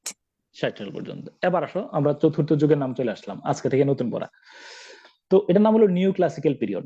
তোমার আগে আমি একটু শোনাচ্ছি। নিউ ক্লাসিক্যাল মিনস হলো নিউ ক্লাসিক্যাল। ক্লাসিক, এটার ব্যাখ্যা আমার পরে বলতে হবে। ক্লাসিক মানে হলো বাংলা সাহিত্যে এটাকে বলা হয় ক্লাসিক। শব্দের অর্থ কি কেউ বলতে পারবে কিনা? কেউ বলতো ক্লাসিক শব্দের বাংলা অর্থ তুমি কি, প্রমিত বাংলা কি বলতে পারো? ধ্রুপদী। Thank you so much. ধ্রুপদী, হুইচ আপিলস ইউনিভার্সালি, যার আবেদন কখনো ফুরিয়ে যায় না। তো এটা নিয়ে আমি কেন এই যুগের নাম নিউ ক্লাসিক্যাল, এটা নিয়ে আমি পরে ব্যাখ্যা করতে হবে। মানে অর্থাৎ তারা এই যুগের সাহিত্যিকরা 1660 থেকে 1798 সালের সাহিত্যিকরা প্রমিত সাহিত্য অর্থাৎ প্রাচীন গ্রিক এবং রোমান সাহিত্যকে ক্লাসিক্যাল লিটারেচার বলা হয়। লাইনটা একবার রিপিট করবা কি? কোন যুগটাকে সাহিত্য ক্লাসিক্যাল লিটারেচার বলা হয়? প্রাচীন গ্রিক এবং রোমান লিটারেচার, ওই যে ইলিয়াড, ওডিসি, এসকেলাস, সোফোক্লিস, হোমার, ওই যে প্রাচীন। তো এই 1660 থেকে 1798 সালের রাইটাররা তোমার প্রমিত সাহিত্য, ধ্রুপদী সাহিত্য, ক্লাসিক্যাল লিটারেচার অনুসরণ করেছিলেন। কিন্তু তারা ওই সমস্ত রাইটারদের মতো ক্লাসিক হয়ে উঠতে পারেননি বিধায় এই যুগের নাম নিউ ক্লাসিক্যাল পিরিয়ড। ব্যাখ্যা আমি পরে বলবো। 3টা যুগ শর্ট আর এজ 3টা আছে। 1660 থেকে 1700 এটার নাম হলো রেস্টোরেশন পিরিয়ড। 1700 থেকে 1745 এটার নাম হলো অগাস্টান পিরিয়ড। 1745 থেকে 1785 এটার নাম হলো, বা 98 পর্যন্ত এটার নাম হলো এজ অফ সেন্সিবিলিটি। তোমরা যদি আমার কথা মনে হচ্ছে যে আমি খুব দ্রুত বলতেছি, আমি আবারও তোমাদেরকে জানাই রাখি, যারা আজকে প্রথম শুনতেছো আমার কথা, আমি গত ক্লাসের রেকর্ডিংটা আবার দেখবা। গত ক্লাসের রেকর্ডিং, গত ক্লাস পর্যন্ত আমি এই পর্যন্ত যা বলেছি তা গত ক্লাসের সিনপসিস। এখন থেকে নতুন ক্লাস শুরু হচ্ছে। তো এই 3টা যুগ, রেস্টোরেশন, অগাস্টান আর হলো এজ অফ সেন্সিবিলিটি। এ তো তোমরা প্রয়োজনে বারবার রেকর্ডিং শুনবা, এবং আমি একদমই তোমাদের ক্লাসগুলো যখন শেষ হবে তখন একসাথে সবগুলা রেকর্ডিং আবার দেবো। তো রেস্টোরেশন মানে হলো এবার আমার গল্প শোনো। ইকফা বলো তো, রেস্টোরেশনটা কত সাল থেকে কত সাল পর্যন্ত? 1660 থেকে 1700। 1700। 1700। আমরা এর আগে পড়েছিলাম 1558 সাল থেকে 1660, 160 বছর হলো আমরা পড়েছিলাম রেনেসা। এখন আসলাম নিউ ক্লাসিক্যাল। নিউ ক্লাসিক্যালের প্রথম অংশের নাম হলো রেস্টোরেশন। কুল হ্যাঁ, তুমি রেস্টোরেশন বোঝার জন্য, রেস্টোরেশন বাংলায় না বুঝা আমার সাথে একটা শব্দ বলো, রেস্টোরেশন অফ আওয়ামী লীগ। বলো কি? Restoration of Awami League. Restoration মানে হলো রেস্টোরেশন অফ আওয়ামী লীগ। তাহলে কেমনে? বা বাংলা আগে তুমি বাংলাদেশের গল্প শোনো। 1971 সালের পরে 1975 সাল আমরা বঙ্গবন্ধু এই পর্যন্ত ক্ষমতায় ছিলেন। 1975 সালের 15 আগস্ট বঙ্গবন্ধুকে সপরিবারে হত্যা করার পরে বঙ্গবন্ধুর সবাই যখন নিহত হলেন, তখন আওয়ামী লীগের অবস্থা খুব নাজুক ছিল এবং আওয়ামী লীগ নাম উচ্চারণ করার মতো কেউ ছিল না, এমন একটা পর্যায়ে ছিল। তো সেই সময় সৌভাগ্যক্রমে আমাদের মাননীয় প্রধানমন্ত্রী কোথায় ছিলেন বলো? বাংলাদেশ, এই সরি, জার্মানিতে ছিলেন। খেয়াল করে দেখো, বঙ্গ বঙ্গ বঙ্গ গভীর মনোযোগ। বঙ্গবন্ধুকে যখন সপরিবারে তাকে হত্যা করা হয়, তখন তার পরিবারের দুইজন সদস্য শেখ হাসিনা এবং শেখ রেহানা জার্মানিতে ছিলেন, বন, বার্লিন এগুলোতে ছিলেন। তারপরে পরবর্তীতে এই এই এই মাঝখানের এই সময়টা 20-21 বছর আওয়ামী লীগের অবস্থা একেবারে কোণঠাসা ছিল। তো 21 বছর পরে আবার আওয়ামী লীগ ক্ষমতা আসছে কিনা সেটা বলো। জি স্যার। তাহলে এই যে দেখো, এটার নাম হলো রেস্টোরেশন। হারিয়ে যাওয়া আওয়ামী লীগ আবার ক্ষমতা, আবার ফিরে আসছে। একটা সময় মনে করছিল যে মানুষ বঙ্গবন্ধু হত্যা করে ফেলছে, আওয়ামী লীগ একদম নিশ্চিহ্ন হয়ে গেছে। তো হারিয়ে যাওয়া আওয়ামী লীগ আবার ফিরে এসেছে, এটার নাম তুমি রেস্টোরেশন অফ আওয়ামী লীগ বললা। তো ঠিক আবার আমার দিকে মনে রাখো, রাজা জেমস 1625 সালে মারা গেলেন। গভীর মনোযোগ, মনে আছে কিনা? রাজা জেমস 25 সালে মারা গেলেন। তার ছেলের নাম চার্লস, তিনি মারা গিয়েছেন কত সালে? তাকে হত্যা করা হয়েছিল কত সালে? 49 সালে স্যার। 1649। এরপর রাজাকে যখন হত্যা করা হয়, মনে রাখবা, রাজাকে হত্যা করার পরে কত বছর ইংল্যান্ডে কোনো রাজা ছিলেন না? 11 বছর। 11 বছর।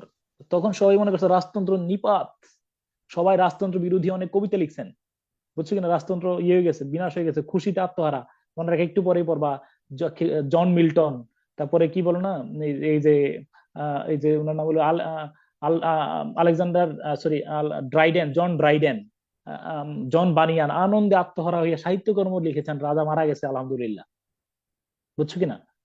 তারপরে এই 11 বছর পরে ইংল্যান্ডের লোকেরা, ওই যে অলিভার ক্রমওয়েল, রিচার্ড ক্রমওয়েল, ওরা যে শাসন করছিল, রিচার্ড ক্রমওয়েল একজন অকর্মণ্য শাসক ছিলেন, তার বিরুদ্ধে প্রতিবাদ করে গ্লোরিয়াস একটা ব্লাডলেস রেভলিউশনের মাধ্যমে ইংল্যান্ডের লোকেরা তাকে উৎখাত করে ক্ষমতাচ্যুত করে। ওই রাজা চার্লসের ছেলে পুত্র কোথায় লুকাইছিল? প্যারিসে, ফ্রান্সের রাজধানী প্যারিসে। ওই প্যারিস থেকে তাকে এনে ইংল্যান্ডের ক্ষমতায় বসালেন। হারিয়ে যাওয়া রাজতন্ত্র আবার ফিরে আসলো কত বছর পরে? 11 বছর পরে। 11 বছর পরে। Restoration of monarchy. বলো, রেস্টোরেশন অফ মনার্কি।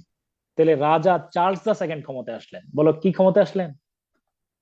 রাজা Charles two. Charles the second. তাহলে আমি কি তোমার চার্লস বুঝতে টু। পারছি রেস্টোরেশন অফ আওয়ামী লীগ আর রেস্টোরেশন অফ মনার্কি কি বুঝতে পেরেছো? জি স্যার। জি স্যার। ওকে, এই দেখো, তোমার আমি এই ভিতরে যখন ক্লাসে পড়াবো তখন দেখো যে একটু মজার মজার গল্প আছে এখানে, তোমার আমি একটু দেখাচ্ছি। হ্যাঁ, একটু দেখো। এই এটা হলো কোন যুগটা পড়বো না, নিউ ক্লাসিক্যাল। এই দেখো, এই দেখো, এই যে দেখো, তুমি এই গল্প বল, এই যে এটা এটা এটা এটা এটা এটা কি দেখছো? এটা এটা এটা কি? এটা এটা দেখতে পাচ্ছ? কিছু কিছু দেখতে পাচ্ছ? জি স্যার। এটাকে বলা হয় হেড অন এ স্পাইক। এই দেখো, আমি একটা গল্প বলছি, এখানে একটা গল্প লিখে দিছি। উনার নাম কি বলো? Charles the second. চিনতে পারছো চার্লস দ্য সেকেন্ড? স্যার এটা অলিভার ক্রমওয়েল না?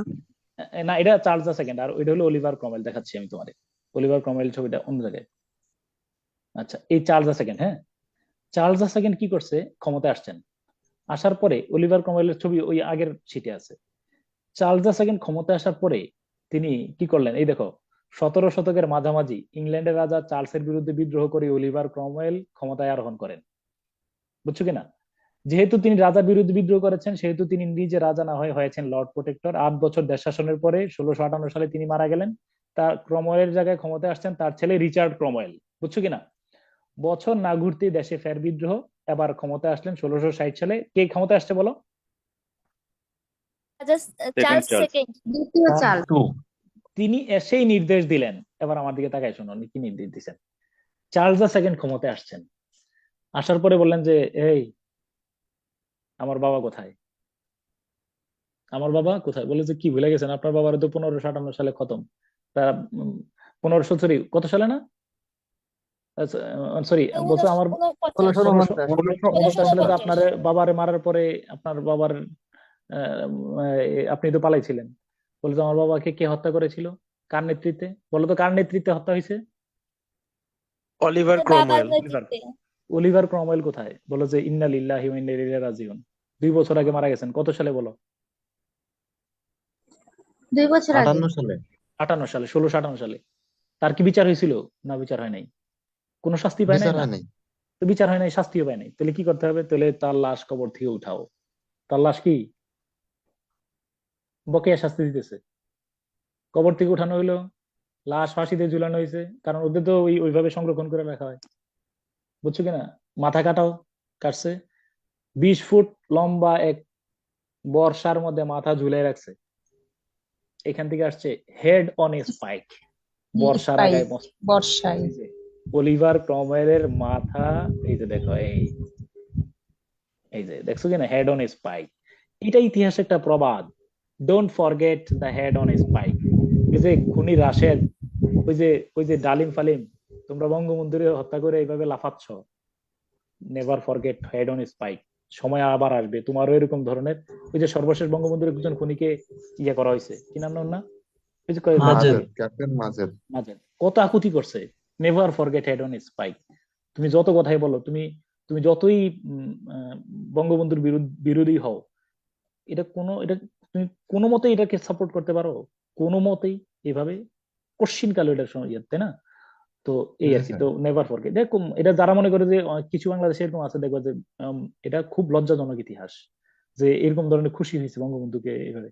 এটা খুব এর মনে রাখবে, এরা প্রচন্ড ঘৃণ্য। তুমি ভিন্ন ভিন্ন মত পোষণ করতে পারো, তাই মানে মানুষকে এই এত বড় স্যার, মেসাকার, তাই না? আপনি এটা এটা বলতেছেন, এখনো স্যার অনেকের সাথে কথা বললে তারা বলে যে কেন আমরা পাকিস্তানের অধীনে থাকলাম না, কেন যুদ্ধ করছিল। সরি, এটা মানে এগুলো অনেক আমাদের এই মানুষ যে, স্যার, অনেক মানুষ এরকম। আমি জানি, আই নো, খুব দুঃখজনক বিষয়। হ্যাঁ, আচ্ছা, মনে রাখবা, এইটা রিটেন পরীক্ষা পড়বা। পাকিস্তান থেকে বাংলাদেশ 32টা উন্নয়ন সূচকে আগাই আছে। যত কথাই বলো, পাকিস্তান দেউলিয়াতের ধার প্রান্তে। আমরা যত কথাই বলো, যত যাই তুমি সমালোচনা করো না করো, পাকিস্তান থেকে আমরা অনেক গুণ। এবং ইমরান খান যখন আসছিল তখন তার সামনে অনেকে ডেইলি ডনের মধ্যে একটা কথা বলছিল যে Bangladesh model, Imran Khan should follow Bangladesh model, বুঝছো কিনা? বাংলাদেশকে মডেল হিসেবে গ্রহণ করতে বলছে। জি তো স্যার। আমরা স্বাধীন রাষ্ট্র, পাকিস্তান তখন 2 দিন পরে পাকিস্তান মধ্যে কেউ খেলতে যায় এখন? এটা এক ধরনের উদ্ভট রাষ্ট্রে পরিণত হয়েছে। আমরা বঙ্গবন্ধুকে কৃতজ্ঞ, তার মাগফিরাত কামনা করি, কারণ তার নেতৃত্বে আমরা বাংলাদেশ খুঁজে পেয়েছি। অতএব কোনো ধরনের ইয়ে বলো না, এদের কথা প্রাণ। ওকে, ডান। হাওয়েভার, আমরা কোথায় ছিলাম? ও, রেস্টোরেশন আমি বুঝাতে পারছি। তো রেস্টোরেশন হারিয়ে যাওয়া 11 বছর পরে আবার হারিয়ে যাওয়া রাজতন্ত্র সেটা আবার ফিরে আসলো, তাই না? তারপরে আসো, ওকে, তারপরে দেখো, রেস্টোরেশনের পরের যুগটার নাম কি বলো? Augustan period. এগুলো নিয়ে আমি ক্লাসে দ্রুত বলবো, মনে রাখবা। Augustus, whose Augustus, whose Augustus? Augustus Caesar, মনে রাখবা। অক্টিভ অগাস্টাস সিজার, এরপরে ওই যে জুলিয়াস সিজার, নাম শুনছো না এরকম? এরপরে অগাস্টাস সিজার, এই ইংল্যান্ডের একজন, ইতালি একজন রোমান সম্রাটের নাম ছিল অগাস্টাস সিজার। একজন রিপিট করো।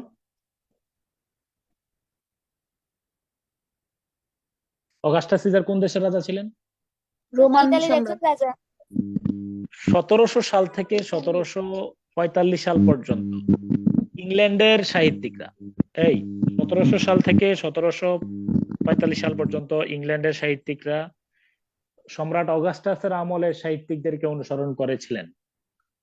লাইনটা একজন রিপিট করবা। 1700 থেকে 1745 সালে ইংরেজদের সাহিত্যিকরা রাজা দা অগাস্টিন পিরিয়ড অনুসরণ করে। অগাস্টাসের সম্রাট অগাস্টাস সিজারের সাহিত্য আমল। অগাস্টাস সিজারকে নাকি অগাস্টাস সিজারের আমলের সাহিত্যিকদেরকে ভার্জিল টার্জিল অনেক বড় বড় কবি ছিলেন। এই জন্য এই যুগের নাম অগাস্টান পিরিয়ড। এই যুগের প্রধান কবির নাম ছিল আলেকজান্ডার পোপ, এই জন্য এটাকে আলেকজান্ডার পোপের যুগ বলা হয়। এই little learning is a dangerous thing আগে বলছি। তারপরে to err is human to forgive is divine, তার বিখ্যাত কথা। তারপরে তোমরা পড়ছো, তারপরে তোমার কি ছিল, হ্যাঁ কি ছিল বলো, ওই যে পরে তোমার তোমার মকেপিক একটা ছিল, the rape of the lock. হ্যাঁ ওকে। আর এর আগের যুগটার নাম ছিল, এখানে বড় কবির নাম ছিল জন ড্রাইডেন। তোমার একটা কথা বলে রাখি, তোমার লিটারেচারে একটা মজার বিষয় তুমি দেখে খেয়াল করে দেখো একটু, তোমার 30 সেকেন্ড এখানে আমি একটু অন্য প্রসঙ্গ বলি। আচ্ছা, এই রেস্টোরেশন পিরিয়ডে দুইজন বড় কবির নাম আছে, একজনের নাম হলো জন ড্রাইডেন আর একজনের নাম হলো জন মিল্টন। তুমি কাকে বেশি চিনো? মিল্টনকে চিনো। এবং নিঃসন্দেহে তোমার কাছে, তুমি বলো তো কে বড় কবি, জন মিল্টন না জন ড্রাইডেন? যাকে চিনি অবশ্যই তুমি জন মিল্টনের নাম যেহেতু বেশি শুনো, ওয়াইডলি শুনছো, অবশ্যই জন মিল্টনের বড় কবি, মহাকবি। কিন্তু যুগের নাম কেন জন ড্রাইডেনের নাম হয়েছে? আচ্ছা মনোযোগ দিয়ে শোনো এবার।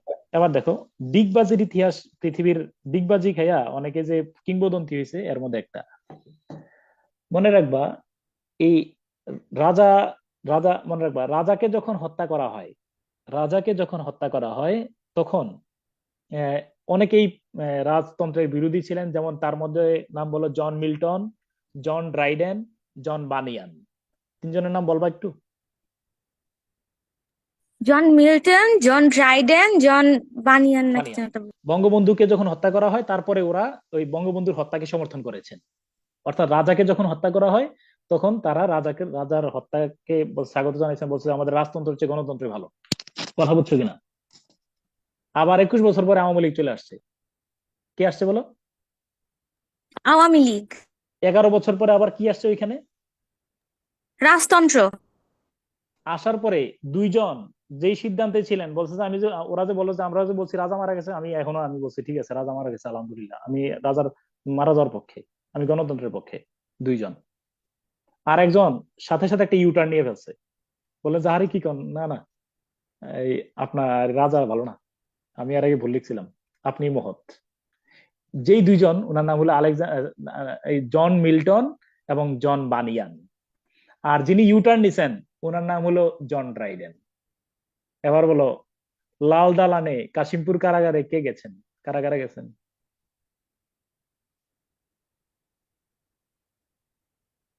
কাশিমপুর কারাগারে কে কে আছে বলো এখন? এই আমার কথা শুনতে পাচ্ছ নাকি? ও সরি, তোমার মিউট হয়ে গেছে। কাশিমপুর কারাগারে কে কে আছেন? মিল্টন আর বানিয়ান। আর রাজদরবারে বঙ্গভবনে শেখ হাসিনার সাথে সাক্ষাৎ করতেছে কে কে কে বলো? কি পাকা ইতিহাস তুমি দেখো। এবার একটু মনোযোগ দিয়ে শোনো। অন্ধ, তার চোখ দুইটা অন্ধ, এমনি চোখে সমস্যা। চার্লস দ্য সেকেন্ড এসে ক্ষমতায় এসে ঢুকাই দিয়েছেন অন্ধকার প্রকোষ্ঠে ঢুকাই দিলেন। একদম থাকতে থাকতে অন্ধকার কারাগারের মধ্যে, সবকিছু অন্ধকারের মধ্যে ছিল, কন্ডেম সেলের মধ্যে অন্ধকারে থাকতে থাকতে দুই চোখের আলো চিরতরে নির্বাপিত হয়ে গেল। এরপরে তোমার অ্যান্ড্রু মার্ভেলের অনেক লবিং এর মাধ্যমে তিনি আবার চার্লস দ্য সেকেন্ড তাকে মানে মুক্ত করলেন। এই মুক্ত কবি অন্ধ অবস্থায় একটা মহাকাব্য লিখলেন। অন্ধ অবস্থায় মহাকাব্য লেখা যায় না, তিনি বলেছেন তার কন্যা শুনে শুনে লিখছেন। অমর সেই মহাকাব্যের নাম বলো কি সেটা? কি সেটা? Paradise lost. Paradise lost.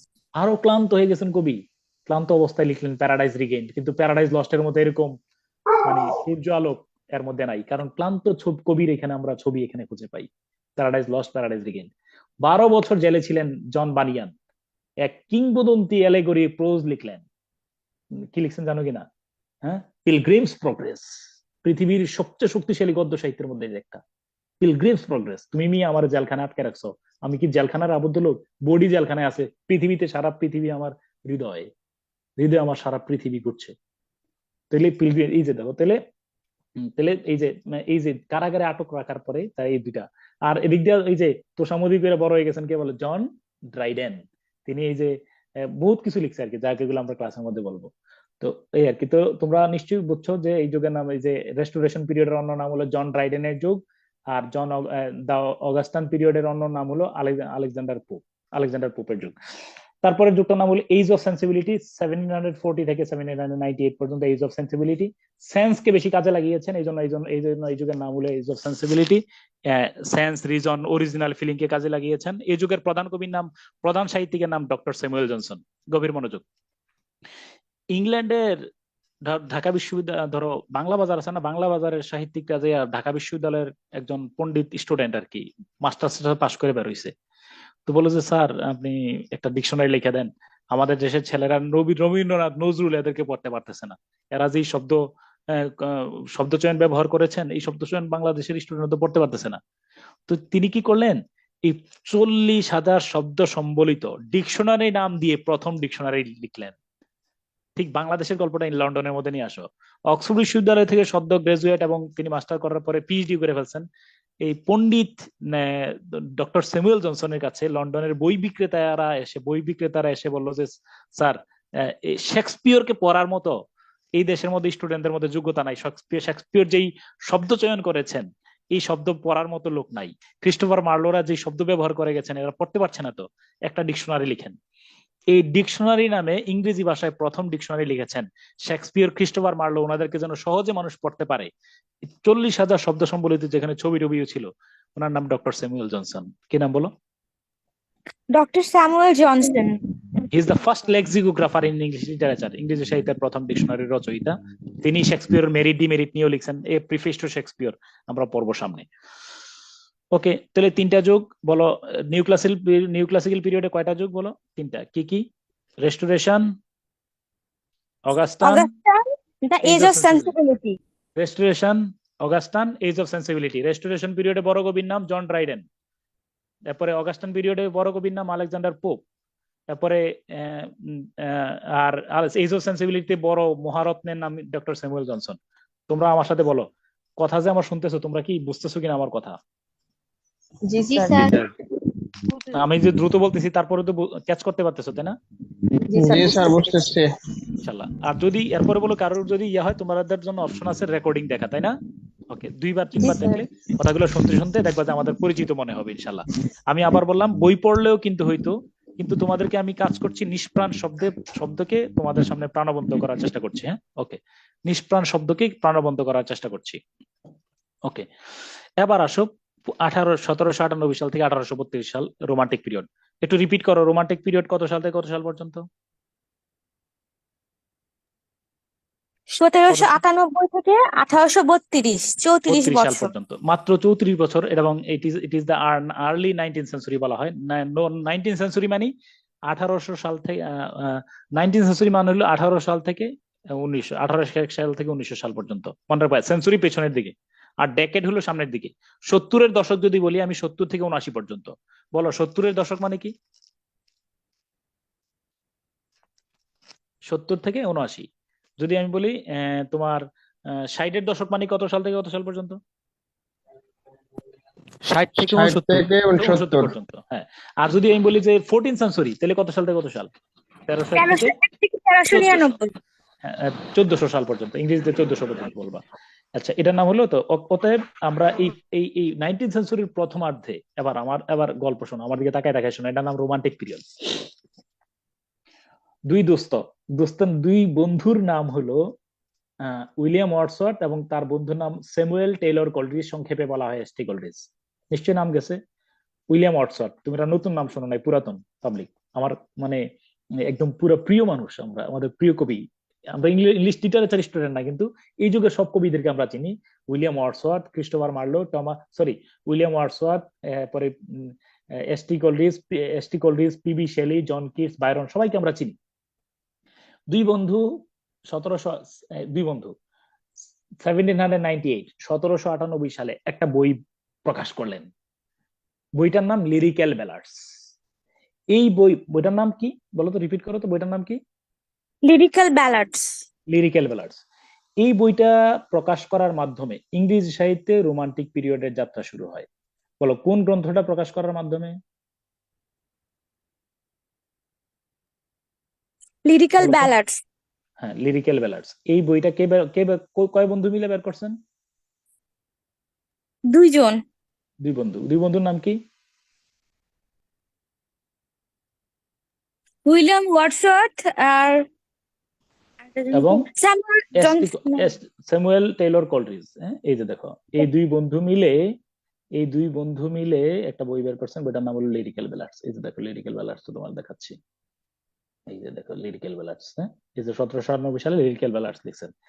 তো এই একটা বই লেখার কারণে যুগের নাম কেন পরিবর্তন হয়েছে? আবার একটা মজার কাহিনী শোনো। একটা বইয়ের কারণে যুগের নাম চেঞ্জ হয়ে গেছে। তো শোনো, এই বই প্রকাশ করার পরে লোকেরা বললো যে আরে কি বই লিখছেন, কি কবিতা, এগুলো তো আজগুবি কবিতা, জীবনে এরকম কবিতা পড়ি না, এগুলো কোথায় পাইছেন? তো ওয়ার্ডসওয়ার্থ পরে আরেকটা বই লিখছেন, বলো, প্রেফিস টু লিরিক্যাল ব্যালাডস। যেটা তুমি প্রিফেস বা প্রেফিস যেটা বলো, ভূমিকা। প্রেফিস টু লিরিক্যাল ব্যালাডস, বলো কি লিখছেন? Preface to lyrical ballads. Preface to lyrical ballads, preface বা প্রেফিস, হ্যাঁ, okay, preface to lyrical ballads, lyrical ballads এর ভূমিকা। তো বললো যে শোনো, আমি নতুন ভাবে কবিতা লিখছি। এর আগে কবিতার ভাষা ছিল অভিজাত শহরের মানুষের জন্য। আমি আম জনতা, কমন পিপল, শহরে গ্রামে সব মানুষের জন্য কবিতার ভাষা ব্যবহার করেছি। এক, আগে কবিতার মধ্যে আই এর ব্যবহার ছিল না, আই থাকলে আই মানে কবি ছিল না। আমি কবিতার মধ্যে যদি আই বলতো, আই মানে আমি কবি না। আই মানে হলো, ওই ধরো হৈমন্তী গল্পটা যখন পড়ছো, তোমরা কি মনে আছে? আমরা মনে করছিলাম যে রবীন্দ্রনাথের গল্প, পরে কি এটা রবীন্দ্রনাথ নাকি অপু, কারে খুঁজে পাইছো? অপু। অপু। তো মনে রাখবা, আমরা জানি যে এটাই হলো কি বলো, তো আগের দিনে কবির ব্যক্তিগত আবেগ অনুভূতি সাহিত্যে আনা নিষিদ্ধ ছিল রোমান্টিকের আগে। উইলিয়াম ওয়ার্ডসওয়ার্থ বলেন, I wander lonely as a cloud. হ্যাঁ, I wander lonely as a cloud. I মানে আমি ওয়ার্ডসওয়ার্থ বলেন যে এখন থেকে চালু হইলো আমার কথা। I am a seer, I have the prophetic quality. আমার কথা বললে বিশ্ব মানবতার কথা বলা হয়। আমি যেহেতু কবি, আমি পৃথিবীর সব মানুষের দিকে তাকাইলে তার মনস্তত্ব বুঝে ফেলি। অর্থাৎ আমার কথা বলা হলে সবার কথা বলা হয়। এই সাবজেক্টিভিটির ব্যবহার, বলো কিসের ব্যবহার? সাবজেক্টিভিটি। এগুলো আমি সাবজেক্টিভিটি। ক্লাসে, তো অনেকগুলো বৈশিষ্ট্য ছিল। এই যে দেখো, এই যে রোমান্টিক সাবজেক্টিভিটি, কবিতা আয়ের ব্যবহার তথা কবির ব্যক্তিগত আবেগ অনুভূতির প্রকাশ, হাই ইমাজিনেশন, চাষা ভূষা, মোটে মজুর, শিশু ভবঘুরে সব মানুষের কথা নিয়ে আসছেন, লাভ ফর নেচার বিউটি। এই সমস্ত কারণে এই যুগটার নাম হলো রোমান্টিক পিরিয়ড। 34 বছরের সময়, ঠিক আছে কিনা? এবং এই যুগের মধ্যে দেখবে যে অনেক মজার গল্প। এটা আমি শেষ করবো, রোমান্টিক পিরিয়ড আমি 3-4টা ক্লাস নিয়ে পড়াবো। আসলেই তুমি দেখবে যে কবিতা কাকে বলে, কবি কাকে বলে। ওকে, তারপরে আমরা ছিলাম কোথায়? ওকে, ডান। তো রোমান্টিক পিরিয়ড 34 বছর পর্যন্ত গেল নাকি? তারপর আমরা আসবো কোথায়? ভিক্টোরিয়ান পিরিয়ডে। রানী ভিক্টোরিয়া। হ্যাঁ, ওকে, ভিক্টোরিয়ান পিরিয়ডে আসো। ভিক্টোরিয়া কই না, এই ভিক্টোরিয়ান পিরিয়ড। বলো কত সাল থেকে? 1832 সাল থেকে 1901 সাল পর্যন্ত রানী ভিক্টোরিয়া। বলো কত সাল থেকে কত সাল পর্যন্ত? 1832 থেকে 1901। 1832 সাল থেকে 1900 কত সাল পর্যন্ত? না, 1901। 1 সাল পর্যন্ত রানী ভিক্টোরিয়া। ওকে, তোমার একটু কথা আমি জানাই রাখি, একটু ফোর্স মিউট করে। আমি রানী ভিক্টোরিয়ার সম্পর্কে কয়েকটা মিনিট আমি বলতেই হবে আমার। রানী ভিক্টোরিয়া, এই ভিক্টোরিয়ান পিরিয়ডে যাওয়ার আগে আমি তোমার একটু বলে রাখি। রানী ভিক্টোরিয়া, আমি ভারতবর্ষের একেবারে চন্দ্রগুপ্ত মৌর্য থেকে শুরু করে আইয়ুব খান পর্যন্ত, 1971 সালের আগ পর্যন্ত এই ভারতবর্ষে যত শাসক ছিলেন তার মধ্যে অন্যতম কিংবদন্তি এবং মহান শাসক আমি মনে করি রানী ভিক্টোরিয়া। আমার ধারণা তোমার একটু বলে রাখি কেন। তোমরা নিশ্চয়ই, আমরা জানছি যে 1600 সালে রানী এলিজাবেথের আমলে কি হয়েছিল, বলো কি না হয়েছিল 1600 সালে? Victoria Park. East India Company. কি Victoria Park? India Company. East India Company. কি বলতেছে এগুলা? East India Company. তারপরে আমরা 1757 সালে পলাশী যুদ্ধের মাধ্যমে আমরা জানি যে তোমার কি হয়েছে বলো, কি হয়েছে বলো, স্বাধীনতা হরণ হয়েছে। ব্রিটিশ আমলে ব্রিটিশের হ্যাঁ, আমরা যখন আমাদের মানে স্বাধীনতা যখন হরণ হয় তখন কিন্তু এজ অফ সেন্সিবিলিটি, একটু তোমার কথা একটু আমি একটু পিছনে যে আবার বলতেছি, এইজ অফ সেন্সিবিলিটি তিনটা কারণে উল্লেখযোগ্য। এইজ অফ সেন্সিবিলিটি সালটা কত সাল থেকে কত সাল আরেকবার পড়ে শোনাও তো। 1745 থেকে 1785 বা 98। 98 পর্যন্ত বলো। এই 1745 সাল থেকে 1798 সাল পর্যন্ত অনেকগুলো ঐতিহাসিক তারিখ গুরুত্বপূর্ণ। এদিকে তাকাও। 1755 সালে তো ডিকশনারি লিখছেন ডক্টর স্যামুয়েল জনসন। আমার দিকে তাকায় থাকো। 1757 সালে পলাশী যুদ্ধ হয় ভারতবর্ষের, মানে মানে শেষ, ইংরেজদের হাতে চলে গেছিল। ওই 1600 সালে ইস্ট ইন্ডিয়া কোম্পানির সনদ, 1757 সালে 157 বছর পরে ভারতবর্ষ দখল, পলাশী যুদ্ধে ইংরেজদের সাথে পরাজিত পরাজিত হন সিরাজউদ্দৌলা। 1757, 58, 59, 60, 61। 1761 সালে পানিপথের কি হয় বলো, কত নম্বর যুদ্ধ? তৃতীয় যুদ্ধ হয়, পানিপথের তৃতীয় যুদ্ধ, মনে রাখবে 61 সালে। তাহলে 1526 পানিপথের প্রথম যুদ্ধ, 1556 পানিপথের দ্বিতীয় যুদ্ধ এবং 1761 পানিপথের তৃতীয় যুদ্ধ। খুব গুরুত্বপূর্ণ তিনটা তথ্য দিলাম, মনে রাখবো। 1561 সালের পরে 1564 সালে পানিপথের বক্সারের যুদ্ধ হয়, সেখানে মীর কাসিম পরাজিত হয়। মীর কাসিম পরাজিত হওয়ার মাধ্যমে আমরা বুঝলাম অস্তমিত কফিনে সর্বশেষ পেরেক মারা হলো। আমরা বুঝলাম যে আমরা ইংরেজদের কাছ থেকে আর সহসা স্বাধীনতা ফিরে পাবো না। 1765 সালে দ্বৈত শাসন বা তোমার ডায়ার কি হলো, মানে দেশ চালাও তুমি আর টাকা পয়সা তুলবো আমরা। এরপরে হলো 1770 সালে কি হয়েছে বলতে পারবা? নির্বাচন না, এটা 1970। 1770 সালে হলো মন্বন্তর, 1 কোটি লোক না খেয়ে মারা গেছে, বুঝছো কিনা? 1770। তারপরে এই 1776 সালে এই মনে রাখবা যে এই আমেরিকা কাদের দখলে ছিল? ব্রিটেনের দখলে ছিল, স্বাধীনতা ব্রিটিশদের ঘোষণা দখলে করে ছিল। 4 জুলাই। ব্রিটিশদের দখলে ছিল এই আমেরিকা। 1776 সালে 4 জুলাই 13টা অঙ্গরাজ্য মিলে এই যে সবাই একত্রিত হয়ে জর্জ ওয়াশিংটনের নেতৃত্বে স্বাধীনতা ঘোষণা করলো, ডিক্লারেশন অফ ইন্ডিপেন্ডেন্স। মনে রাখবে ডিক্লারেশন অফ ইন্ডিপেন্ডেন্স দুই দেশের, একটা হলো বাংলাদেশের আর একটা হলো কি বলো, যুক্তরাষ্ট্রের। প্রথম কোনটা? প্রথম বাংলাদেশ, আর বাংলাদেশে দেখা দেখি না না, যুক্তরাষ্ট্র, তাই না? প্রথম ইউএসএ, তারপর ও আচ্ছা, বাংলাদেশ। ঠিক আছে ঠিক আছে, হ্যাঁ আচ্ছা। তো এই ডিক্লারেশন অফ ইন্ডিপেন্ডেন্স। এরপরে 1789 সালে ফরাসি বিপ্লব, ইংল্যান্ডের দক্ষিণ দিকে ফ্রান্সের বিপ্লব হয়েছে। তো আমার দিকে তাকাও, তিনটা ঘটনাকে আমরা বড় করে বলতে পারি। একটা হলো এই 1757 সালে এই ইংরেজরা ভারতবর্ষ দখল করছিল, ক্লিয়ার? এবং একই সময় এই শতকেই তাদের কাছ থেকে একটা বড় কলোনি দখলমুক্ত হয়ে যায়। কোনটা সেটা? ইউএসএ। আমেরিকা। তাহলে মনে রাখবা এই শতাব্দীতে একটা বড় অঞ্চল তারা দখলে নেয় আর একটা বড় অঞ্চল তাদের হাতছাড়া হয়, ঠিক আছে কিনা? আর এই কিছুদিন পরে 1789 সালে, শুনো, 1789 সালে এই ইংল্যান্ডের দক্ষিণ দিকে ফ্রান্স ফরাসি বিপ্লবের রাজা ষোড়শ লুইকে গিলুটিনের মাধ্যমে হত্যা করা হয়, রাজতন্ত্রকে হত্যা করা হয়, বাস্তিল দুর্গের পতন ঘটে, নেপোলিয়নের উদ্বোধ হয়, গণতন্ত্রের যাত্রা শুরু হয়, প্রকম্পিত হয় পুরা ইউরোপের রাজতন্ত্র, সবাই কেঁপে ওঠে। ফলে এই রোমান্টিক যুগের সাহিত্যিকরা ফরাসি বিপ্লব দ্বারা প্রভাবিত ছিলেন। বিসিএস পরীক্ষার প্রশ্ন, উইলিয়াম ওয়ার্ডসওয়ার্থ কোন বিপ্লব দ্বারা প্রভাবিত ছিলেন বলতো? ফরাসি বিপ্লব। ইতিহাসের সাথে ইতিহাস দেখো যে ফরাসি বিপ্লব, কারণ এই 1798 সালে তোমার রোমান্টিক যুগের যাত্রা শুরু, তার কয়েক বছর আগে ইংল্যান্ডে ফ্রান্সে ফরাসি বিপ্লব হয়। ওকে, তো এবার আসো, এরপরে এর এই ধারাবাহিকতা মনে রাখবা। 1757 পরে 100 বছর পরে 1857 সালে ভারতবর্ষে কি হলো বলো? সিপাহী বিদ্রোহ। সিপাহী বিদ্রোহে মদতদানের অভিযোগে সর্বশেষ ভারতীয় সম্রাট, নাম বলতে পারবা কেউ? সর্বশেষ ভারতীয় মুঘল সম্রাটের নাম কি ছিল? বাহাদুর শাহ জাফর। বাহাদুর শাহ।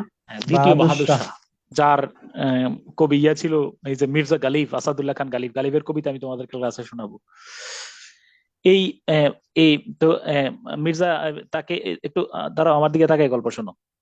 এই হ্যাঁ কি করছেন, এই রানী ভিক্টোরিয়া যখন ভারতবর্ষে তিনি কি করছেন, দ্বিতীয় বাহাদুর শাহকে, এই মনে রাখবা যে এটা কত ইতিহাস বলে, তার 14 জন সন্তানের মধ্যে 10 জনকে ফাঁসিতে ঝুলানো হয়েছে তার চোখের সামনে। এই তোমার ইয়াতে আছে না, ব্রিটিশ সিপাহী বিদ্রোহে মদতদানের অভিযোগে তাকে কিন্তু পরবর্তীতে এই ইয়াঙ্গুনে পাঠানো হয়। এরপরে মনে রাখবা যে 1558 সালে রানী ভারতবর্ষে ইস্ট ইন্ডিয়া শাসনের আহ, বিলুপ্তি ঘোষণা করেন। কি বিলুপ্তি ঘোষণা? ইস্ট ইন্ডিয়া কোম্পানি বিলুপ্তি ঘোষণা করে রানী নিজেই ভারতবর্ষের স্বাধীনতার ভারতবর্ষের দায়িত্ব হাতে নেন। হাতে নেওয়ার পরে তিনি বেশ কিছু কাজ করেছেন। যেমন ধরো তোমরা নীল বিদ্রোহ নাম শুনছো কিনা? নীল বিদ্রোহ জি স্যার। কত সালে নীল নীল বিদ্রোহের অবসান ঘটে? কত সালে? 1860। এই তো বুঝছো কিনা, রানী ভিক্টোরিয়া ক্ষমতায় আসার পরে ইস্ট ইন্ডিয়া কোম্পানিরে তিনি সরাই দিচ্ছেন, বলছে এত বড় বিশাল ভূখণ্ডকে কোম্পানি দিয়ে চালানো যাবে না। তারপরে 1860 সালে তিনি নীল বিদ্রোহের অবসান ঘটান। এরপরে ধরো 1860 সালে তিনি একটা পেনাল কোড নামের বের করছেন, জানো কিনা? দণ্ডবিধি জি স্যার, বাংলাদেশে penal 5 code। হ্যাঁ পেনাল কোড। হ্যাঁ, জি স্যার। এই যে পুলিশ বিসিএস পুলিশ দিয়ে ফেলতেছো, কার ক্রেডিট? রানী ভিক্টোরিয়া 1861 সালে 1961 সালে। পুলিশ এক তৈরি করছে। এইভাবে করে তুমি রানী ভিক্টোরিয়া আমলে একটা কিংবদন্তি আছে, তোমার এটার নাম হলো এই সিআরপিসি। বলো সিআরপিসি মানে কি? বলো কোড অফ ক্রিমিনাল প্রসিডিওর, ফৌজদারি Criminal কার্যবিধি। procedure 1898 সালে 1898। হ্যাঁ নজরুল জন্মগ্রহণ করার 1 বছর আগে এই CPC CrPC code of 1908। Criminal. এই যে তুমি বিসিএস পরীক্ষা দিচ্ছ রেজিস্ট্রেশন তোমার, অ্যাক্ট 1908। হ্যাঁ হ্যাঁ হ্যাঁ, অনেকগুলা রেগুলেশন 1908 অ্যাক্ট তো পরে 1908। পরে পরে পরে সিবিসি পরে। আচ্ছা, তোমার এই তাহলে কি এরপরে এই শিক্ষা ব্যবস্থা ভারতবর্ষে যদি তুমি বিসিএস পরীক্ষা দিচ্ছ, এগুলো কিন্তু সব রানী ভিক্টোরিয়ার আমল থেকে হয়েছে। রানী ভিক্টোরিয়ার আমলে তিনি নতুন করে কোনো যুদ্ধ জড়ান নাই। তিনি তার কলোনিগুলোকে খুব সুস্থির ভাবে রেখেছেন, নতুন ভাবে যুদ্ধে জড়ান নাই। যে যুদ্ধগুলো ছিল সেগুলো, যেই দেশগুলো তার দখলে ছিল, তিনি সেগুলোকে উন্নত করার চেষ্টা করছেন। এই দেখো তুমি সড়ক ব্যবস্থা, এই যে তোমার শিক্ষা ব্যবস্থা, তার আমলে লর্ড ডালহৌসির আমলে, ওনার সময়ের লর্ড ডালহৌসি যখন ছিলেন এই ভাইসরয়, তার আমলে ভারতবর্ষে তোমার একজন শিক্ষাবিদ ছিলেন, ওনার নাম ছিল চার্লস উড। উডের ডেসপাস বলা হয়। এই যে তুমি দেখো যতগুলা বাংলাদেশের জিলা স্কুল আছে, দেখো সব 100 বছরের পুরাতন কিনা বলো? জি স্যার। সবগুলা। অর্থাৎ তিনি সিদ্ধান্ত নিয়েছেন প্রত্যেকটা প্রভিন্সে একটা করে বিশ্ববিদ্যালয় হবে, তারপরে তোমার একটা টিচার্স ট্রেনিং কলেজ হবে, নারী পুরুষ, অর্থাৎ শিক্ষার ইতিহাস যদি তুমি পিছনে যাও, দেখবা যে ঘুরে রানী ভিক্টোরিয়া। এই যে বিসিএস পরীক্ষা, ভারতবর্ষের প্রথম বিসিএস ক্যাডার কে ছিল জানো? কে বলতে পারবা? প্রথম আইসিএস পরীক্ষা কে দিয়েছিল? সত্যেন্দ্রনাথ ঠাকুর। সত্যেন্দ্রনাথ ঠাকুর রবীন্দ্রনাথ ঠাকুরের বড় ভাই। তারপরে তিনি এরপরে ওইখানে, কারণ ওই সময় বাংলাদেশ, ভারত, ইন্ডিয়া, ইংল্যান্ডে এসে এই পরীক্ষাটা দেওয়া লাগতো, সিভিল সার্ভিস পরীক্ষা। তো পরবর্তী রানী ভিক্টোরিয়া ভারতবর্ষে আবার কি করছেন বলো? এই সিভিল সার্ভিস পরীক্ষা দেওয়ার ব্যবস্থা করে দিয়েছেন, কারণ এখানে এসে দিয়ে আর বয়স থাকতো না। তো ফলে এই তুমি যদি মনে করো যে এই ভারতবর্ষের একদম উন্নতির যে সূতিকাগার, যার হাত দিয়ে সূচনা শুরু হয়েছিল আধুনিকায়নের, এটা রানী ভিক্টোরিয়া। শিক্ষা ব্যবস্থা বলো, এটা অনেক বড় অবদান। তো রানী ভিক্টোরিয়া, সরি, এই ভিক্টোরিয়ার আমলে একদিকে তিনি যেমন নতুন করে যুদ্ধে জড়ান নাই, একদিকে শান্তি বজায় রাখছেন, আবার একই সাথে তিনি কবি সাহিত্যিকদের প্যাট্রোনাইজ করেছেন। এই যে Tennyson, Marlowe, sorry, Alfred Tennyson, তারপরে হলো রবার্ট ব্রাউনিং, তারপরে তোমার ম্যাথিউ আর্নল্ড, টমাস হার্ডি, তারপরে জর্জ এলিয়ট, তারপরে কি বলে চার্লস ডিকেন্স, এই সমস্ত বড় বড় কবি সাহিত্যিকদেরকে তিনি করেছেন। আর একটা কথা তোমাদেরকে বলে রাখি, রানী ভিক্টোরিয়ার একজন প্রিয় পাত্র ভারতবর্ষে ছিলেন, কেউ তার নাম বলতে পারবা কিনা? খুব প্রিয় মানুষ ভারতবর্ষে ছিল, ওনার নাম কি বলতে পারবা? ওনাকে নিয়ে একটা মুভি হয়েছে, এনিওয়ান?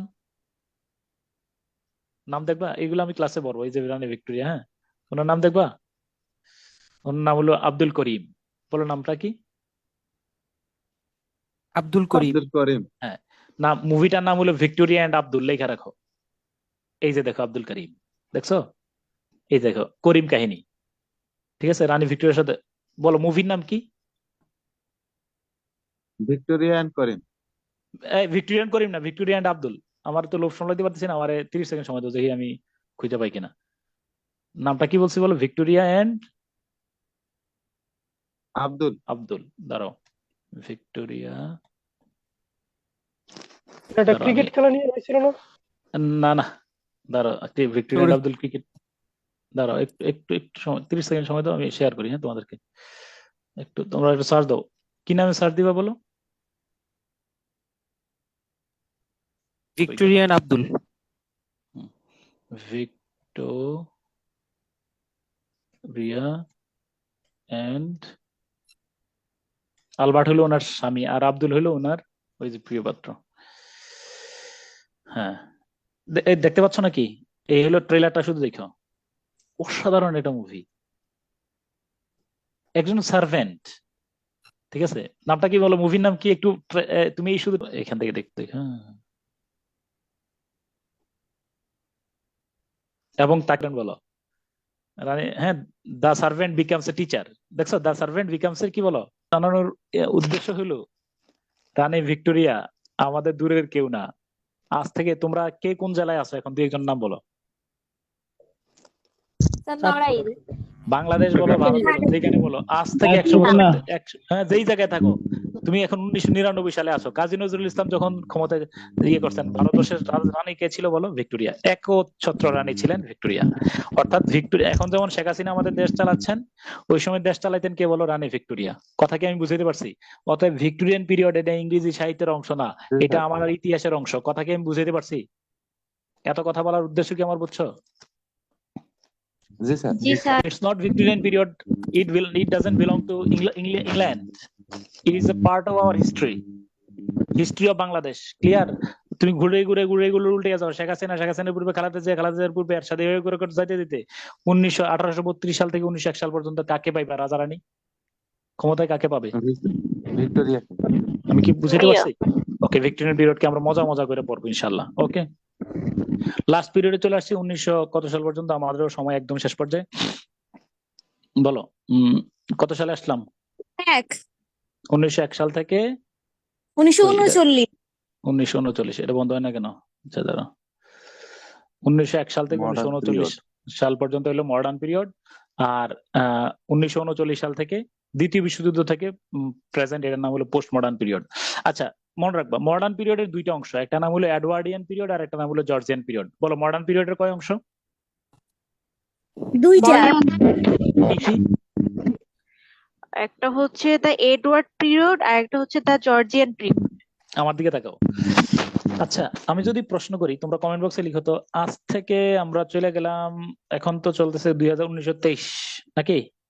আজ থেকে 100 বছর আগে চলে গেলাম।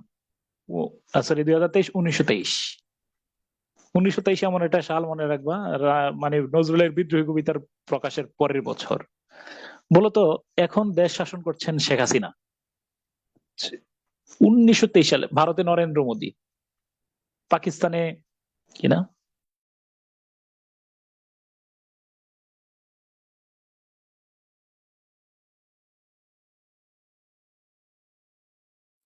উনিশশো তেইশ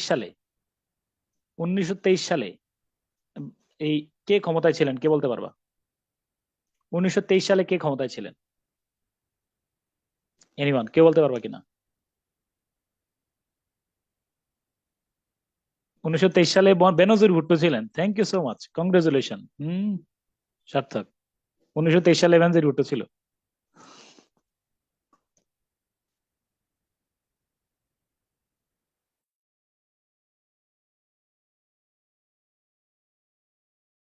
তো 23 সালে কে ক্ষমতায় ছিলেন? রানী ভিক্টোরিয়া 1901 সালে মারা গেছেন, আবার তিনি 1923 সালে পুনর্জন্ম লাভ করেছেন। কংগ্রেচুলেশন, থ্যাংক ইউ, চমৎকার। আর কোন উত্তর?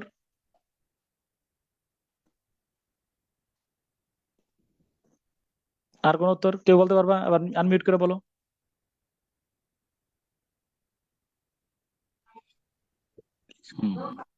Thank you so much.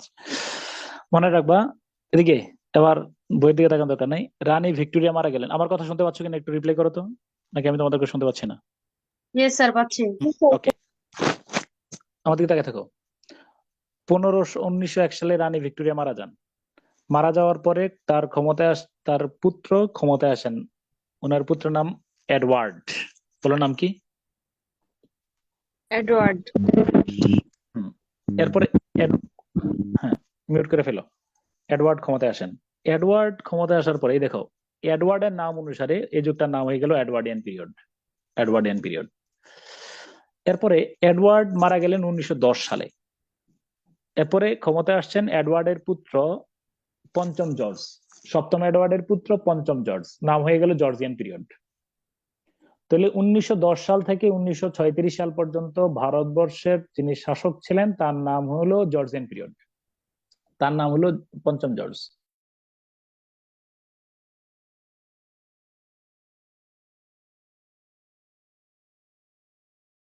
বিদ্রোহ হয়েছে, যত বিপ্লব বিদ্রোহ হয়েছে কার বিরুদ্ধে হয়েছে বলো? কার বিরুদ্ধে বলো? কার বিরুদ্ধে হয়েছে? ওই যে এই পঞ্চম জর্জের বিরুদ্ধে হয়েছে। হ্যাঁ বিপ্লব। জাস্ট আমি একটা সেকেন্ড সময় নেবে, অনলি 1 সেকেন্ড, আমি একটু মিউট করতে হবে, অনলি 1 সেকেন্ড। হ্যাঁ,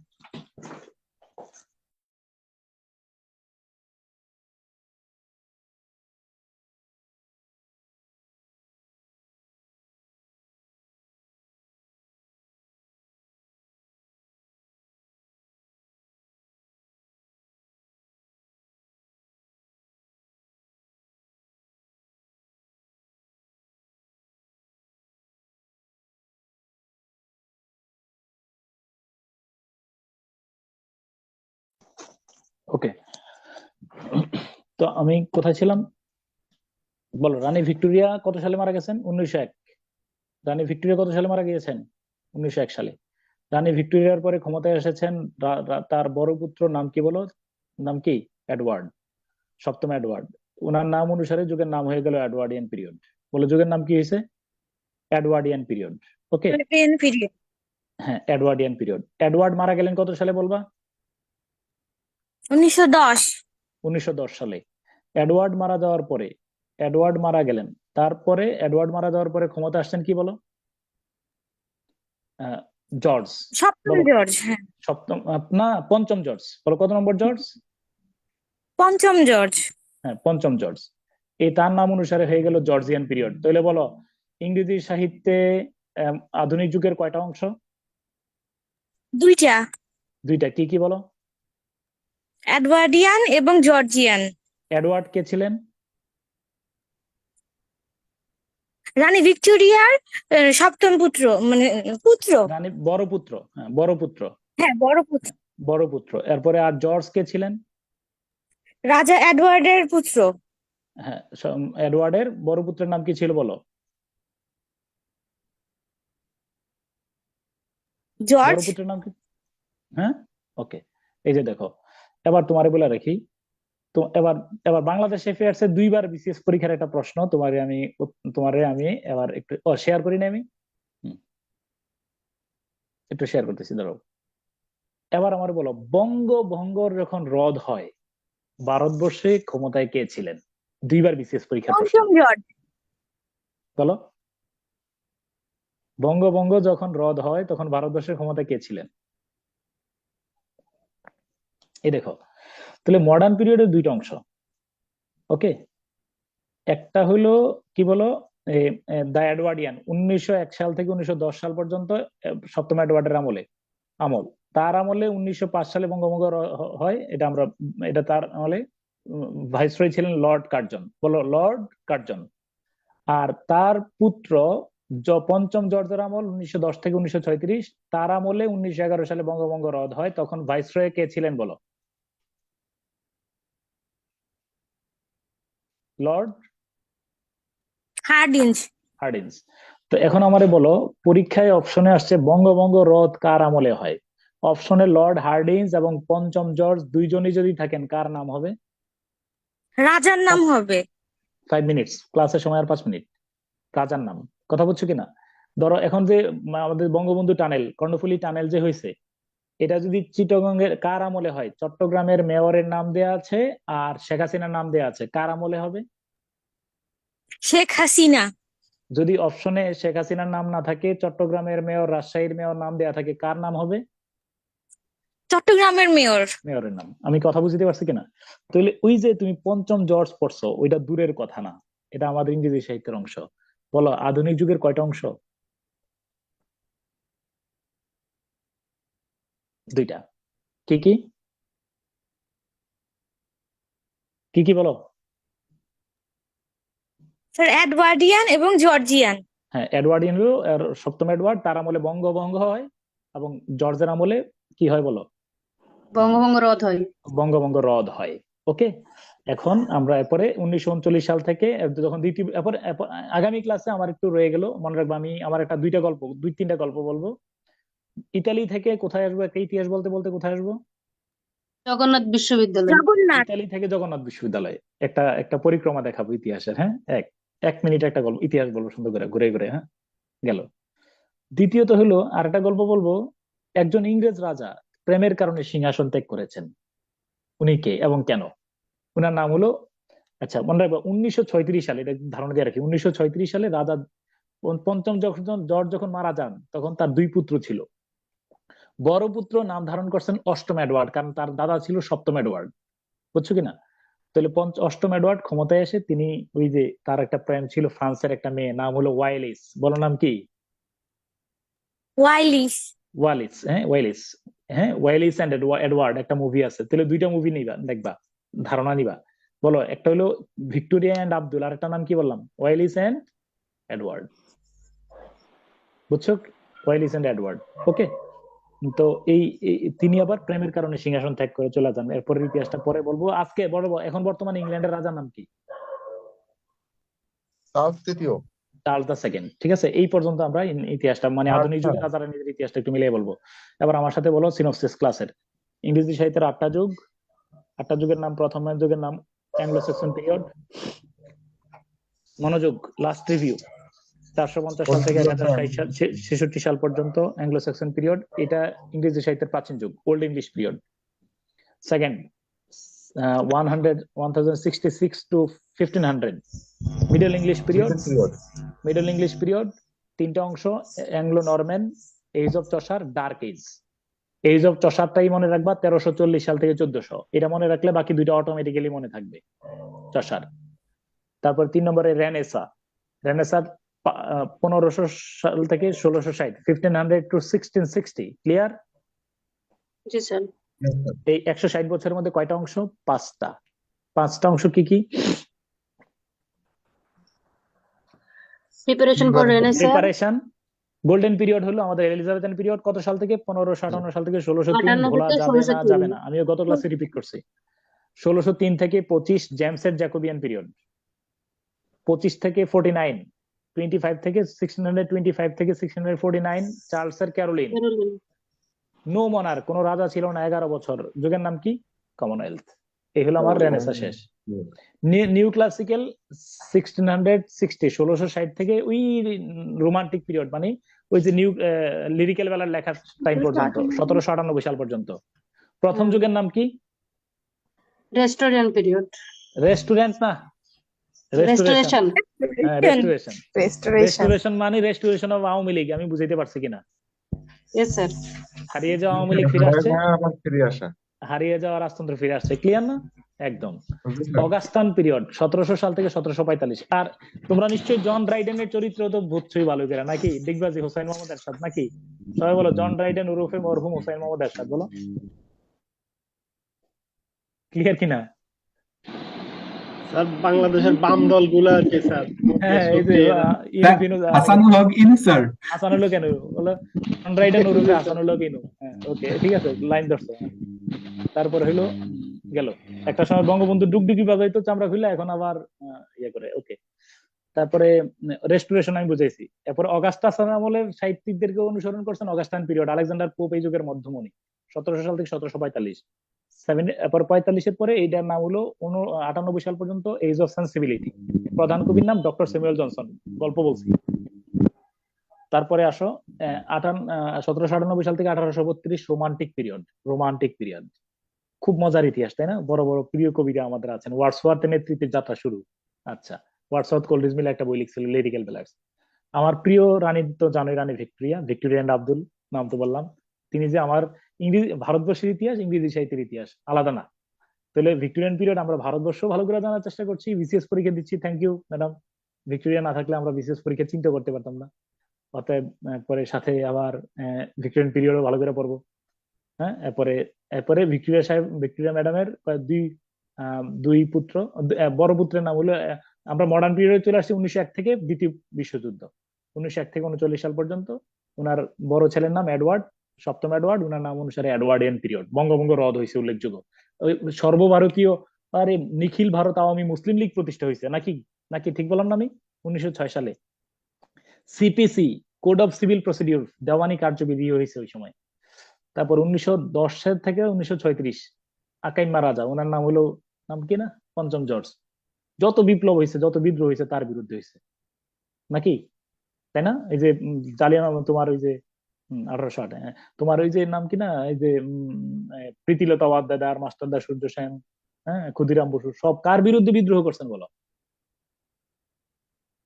ব্রিটিশ শাসন। রাজার নাম কি ছিল? কেউ আরেকবার বলো, রাজার নাম কি ছিল না, একটু বলো, মিউট করে ফেলছিলাম, বলো রাজার নাম কি ছিল?